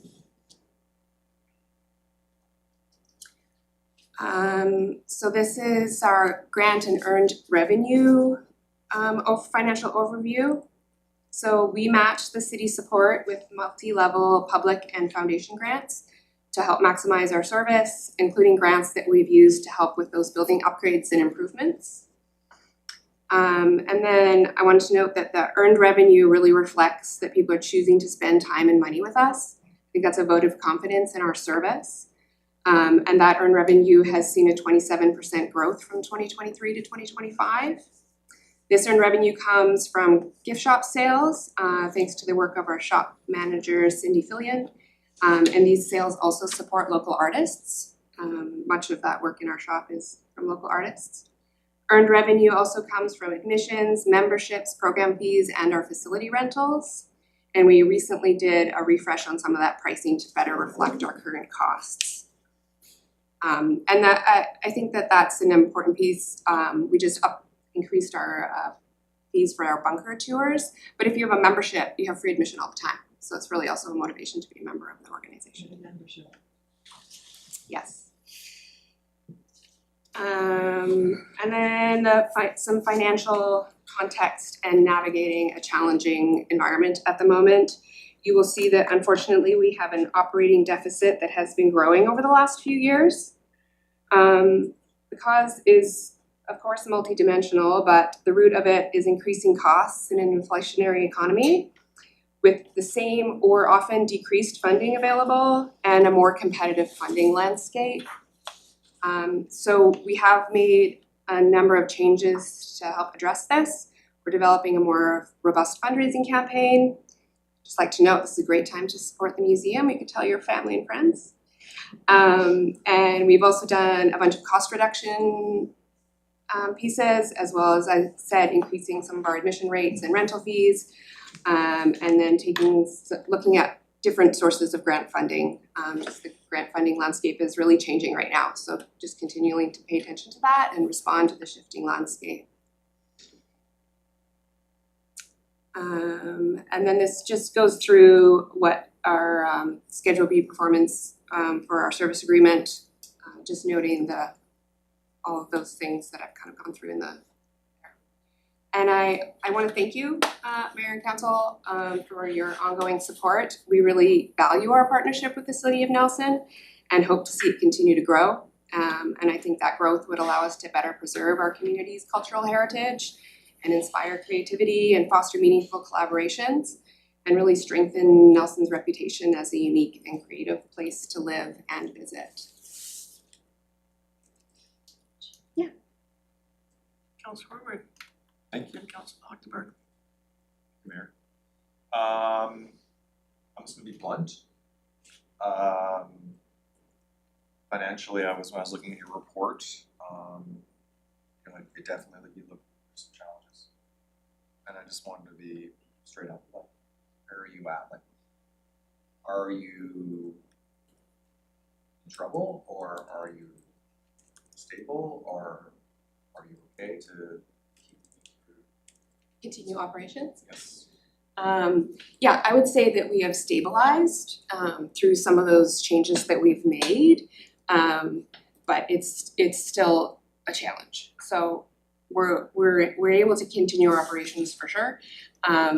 Some of it is also sometimes a cash flow thing, which I'm really grateful. Is I had a meeting with staff some weeks ago, and one thing that we did is make an amendment to our service agreement. We used to get 2 payments a year, which is really long time apart. So now we're gonna have quarterly payments, which really helps, especially the way that grants work often, where we put money out to do an entire project, but then you report on it and actually get the remainder of the money much longer down the road. So that just creates some cash flow challenges for us at times. At the beginning of 2025, we had 9 staff and we now have 6. So that is a big change as well. And we've continued to offer the same amount of programming. I would like to recognize that how much effort and work that is for the staff to do, and they're really incredible. But they care about what they do a lot. But yeah, I would say we are stabilized, but still improving and need to make improvements and find the challenge is operational funding. So many of the grants that we can apply for are project grants. But our operation costs have gone up. I'm sure you are all aware of how much everything has gone up. And so to sustain operations and not just be living project to project is really the challenge. Yeah, okay, thank you. Councilor That answers your question. Yeah, thank you. Councilor Hochtenberg. Thank you. Thanks for this presentation. I have a question about your budget as well. On the earned revenue, it looks like, or in the gift shop, it's saying that you're about 80,000 is what you're budgeting for. This year it was 95. I'm assuming that's gross, or is that's not your profit, is it? I will be honest that some of the specifics of those numbers are gonna be difficult for me to answer right now, as I am pretty new to this. And the person who was gonna join me was Susan, our bookkeeper. But unfortunately, as I said, she had to be out of town because of a family emergency. But I'm happy to get answers to you afterwards around some of that. But the budget that you saw, the 2026 budget, was put together by the previous ED and approved by the board, who is mostly a different board now as well. But it was done with sort of the idea that to underestimate a little bit earned revenue, and with the sense of like wanting to not overestimate, which has happened in the past. And so that projected budget was a very conservative budget in a lot of ways. So that might be some of the numbers that you're seeing. Right, okay. Maybe this is a question for staff, given that you had a look at it. The gift shop wouldn't be making $800,000 in revenue, so it's probably gross. Eighty Yeah, is 80. coming No, in and 47's going out. I know, my question had been, is that gross or is that net? It's gross. It looks like Yeah, it's. that's what I'm suggesting, because otherwise it's like 800,000 to get a If you're 10, looking on the 50% budget. profit margin. Yeah, you have the income up here and you have the cost of sales down here. Yeah, cost of sales is 47. Okay, so it's about 30, Yeah. 33, okay, thanks for that. Okay, so then, in that case, the gift shop revenue is about a third of earned revenue, so the ticket sales, and I know you laid this out. I'm looking for, what else are you able to do? How do we make money? Yeah, on the earned revenue side, like, So it's, gift shop sales, admissions, memberships, facility rentals, facility rentals. yeah, which we don't do a lot of, but we do some. And it is something we market and promote. It's a bit tricky sometimes, the facility rental place. We have a great boardroom upstairs, if you know anyone ever needs to rent one. We rent the turret. You can rent the turret for a Special lovely, event. Cool. the Cold War bunker gets rented out for events. The gallery spaces, it depends what's in them because they are purpose-built for exhibitions, so they don't always lend themselves to facility rentals. But yeah, facility rentals, the school tours that we offer, schools do pay for them. I mean, it's, it's not really a lot of earned revenue because it's really paying for the tour guide who's providing it and things like that, but it would fall into that column of earned revenue. And that's it. I mean, we are also like workshops and things like that we offer. We have registration fees, but again, that's it. And so you're gonna see that showing up in earned revenue, but it's often to pay the facilitators. Yeah, right. It's, Right. I guess the reason for my question is just to get a better picture of what you do, like how does this function as a business? let's not. No, I know that. No, what that I'm trying to mentally understand is how much of it is functioning as a business versus a cultural sort of asset or service in the community. And I don't know this space much at all, but do other galleries function in a similar way? Like, do you, like, cause I can imagine, as you suggested, doing workshops, courses, consulting services of some kind or another, expanding beyond these things and being a little bit more entrepreneurial in terms of finding earned revenue opportunities. I can imagine you, for example, facilitating the placement of art pieces in the public sphere on a consulting basis. Like, those are the kinds of things, but I don't know if that's even culturally a thing that we should even expect. Is that, but it sounds like you're doing a little bit of it, but not much more. There's a couple things I want to say.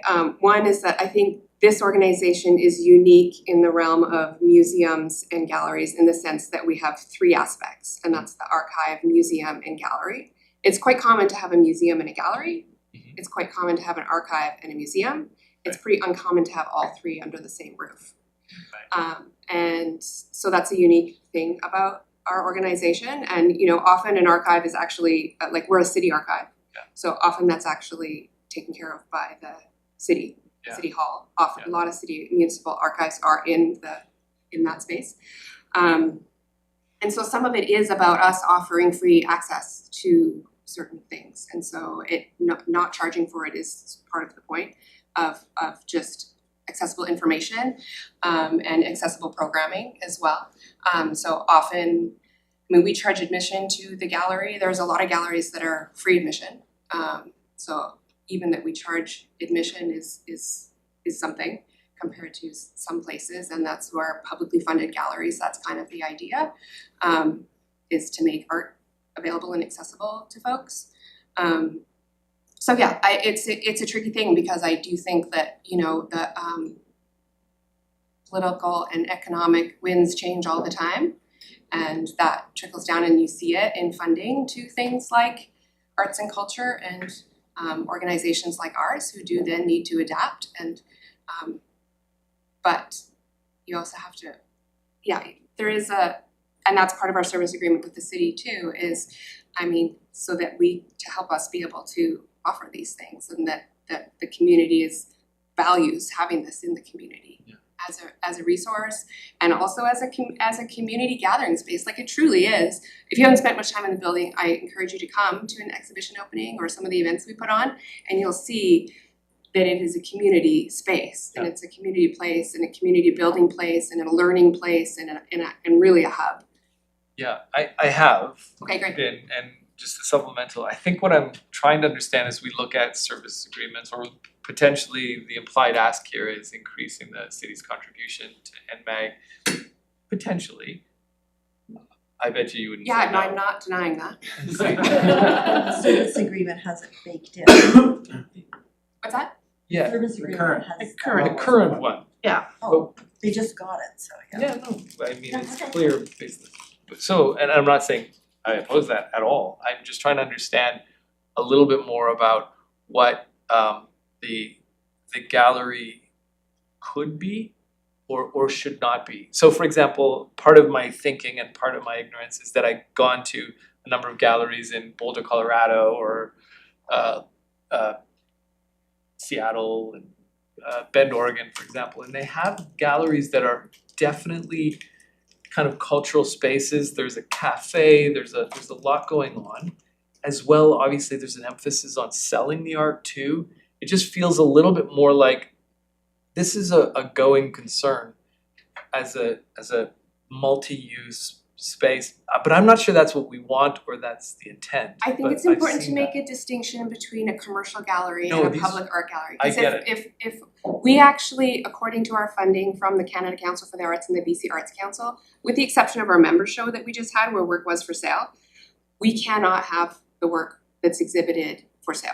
Okay, perfect. See, that's, I didn't. That's I what didn't know Canada that. Council for the Arts and BC Arts Council wants to fund is exhibitions where because also something different happens in art when the motivation has to come from selling that art. Yeah. And it doesn't allow for a certain type of creative expression that I think is really essential to culture and community and artists to have spaces where they can exhibit work that can be really like politically challenging, for example, or raise different conversations and is not based in a commercial sales response, you know? Yeah, so that's super helpful in understanding Right, what for sure, yeah, is. and that's why I think that's why it's so important.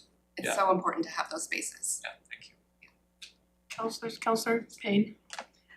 There's two things that I wanna mention, and one is you just alluded to the member show, so I was at the closing of Delegations last week. Both galleries were filled with art from people in our community. It was mind-boggling.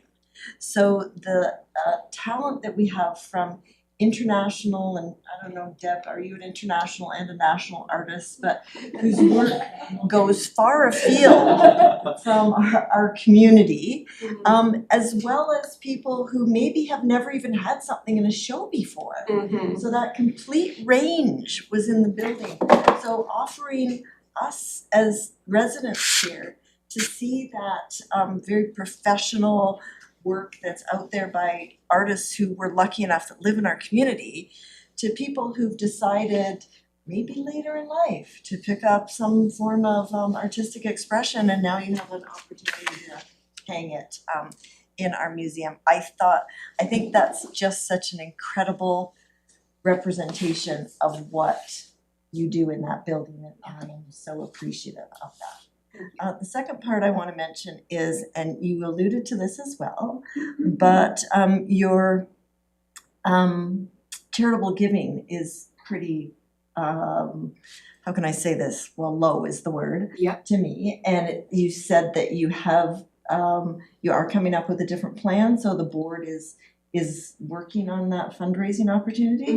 I think there are great opportunities, you would know better than I, for philanthropy in that area, especially when you do have such a robust artistic community, and not only the artists themselves, but those individuals who appreciate art and are willing to invest in that continuance, which as we move forward as a society, a culture, a community, is going to become so much more deeply important to us to connect as humans, because there may be some speed bumps ahead of us, and culture is the way that we really will have to connect around that.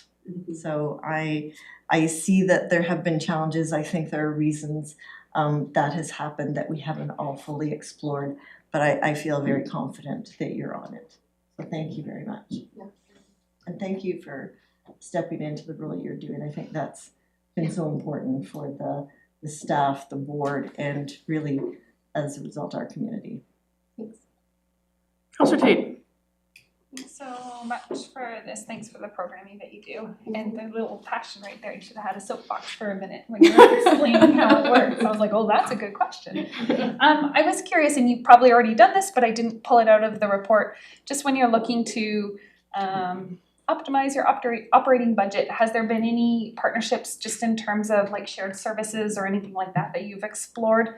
I don't know if bookkeeping with another nonprofit or something like that. Is there any other like next level innovations that can help streamline that stuff? Well, I will note that our bookkeeper actually works for most of the arts and culture organizations in town. So she's in our building once a week.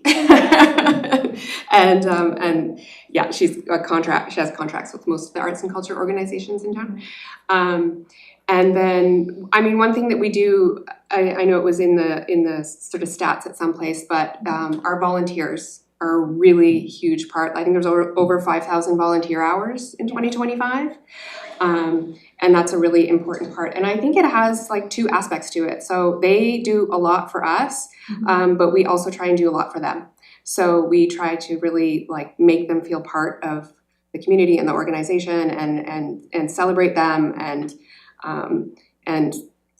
like work to their strengths, like find the things that they want to do, you know, and give them the right. That's one of the advantages of having so many different aspects to the organization, and you can find the right fit for somebody. So it's a huge part of our operations is the volunteer hours. And then like I would say the Youth Pride event that I mentioned, that was a collaboration between the school district and the Capitol Theatre. And it's actually something that I'm personally really interested in, is seeing how the arts and culture ecosystem in the community can kind of collaborate more and work together, because we're doing similar but different things. We offer the community, all of us have our strengths, but I think the more that we can work together, the better. So I do see more of that. Yeah, that would be a real opportunity in the strategic planning to redefine the scope so that those partnerships have like purpose. Yeah, that's interesting. Just when you're talking about volunteers, and I'm not an accountant, so stop me if I'm saying something illegal, but I heard one time, I've seen on an NPO budget sheet one time where there was revenue presented in volunteer hours somehow, and I don't know why that was useful for that organization, but it seemed to like boost the revenues, and I think it just comes out later, but it shifted the budget for some reason. I don't know if that's a one tool thing to that use. I'm aware of is that so BC Gaming is one of the places we get operating funding from. Yeah. And BC Gaming does have some things around volunteer hours and revenue and stuff like that, but maybe that's it. from every organization that I've personally spoken to, they're all kind of like, it's not worth it. Okay, good So, to know. but maybe for some it is, like it might just depend on the scope and scale and different things like that, but yeah, so perhaps it's from something like that. Things you've explored already. Sit down, Kate. No. Thanks for all the work you do. Great work.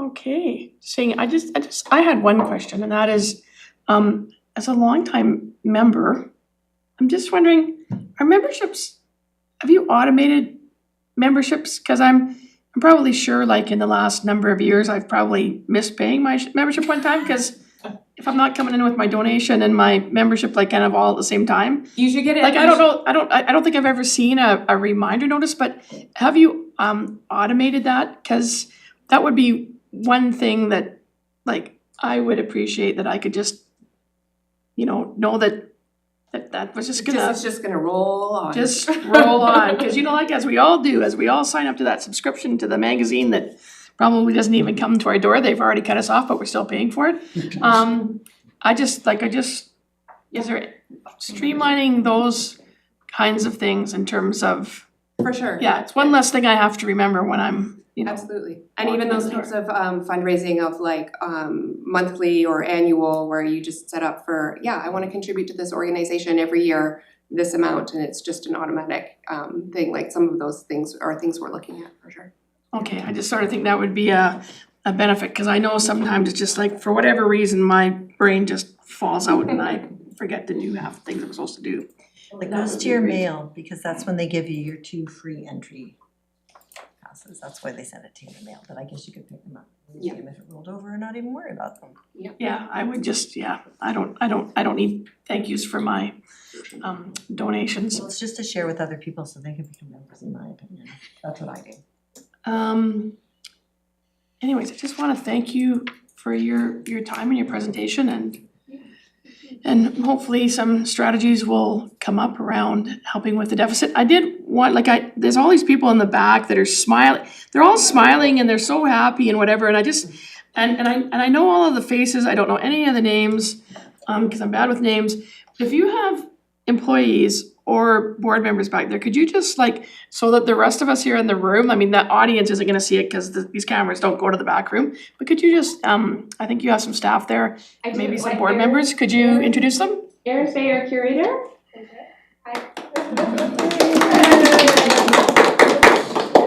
Rhiannon Barber is our board chair. Oh, look at this, and here we are with the camera at the back, we can do this, we can actually do this. Sheila is our board vice chair. Nancy is our secretary on the board. And then Deb, Lori, and Sylvia are all directors on our board of directors. Okay, well, thank you very much. You've got, your team obviously is very supportive of you. They're pretty awesome. And when they're coming in and supporting like this, and you're showing a bit of a deficit, I know that they're all thinking really hard back there about how they're gonna move the organization forward and to sort of chip away at those deficits and keep this a strong community-centered building and all of the programming that you do in there. So all the best to you going forward, and thank you for coming. Thank you very much.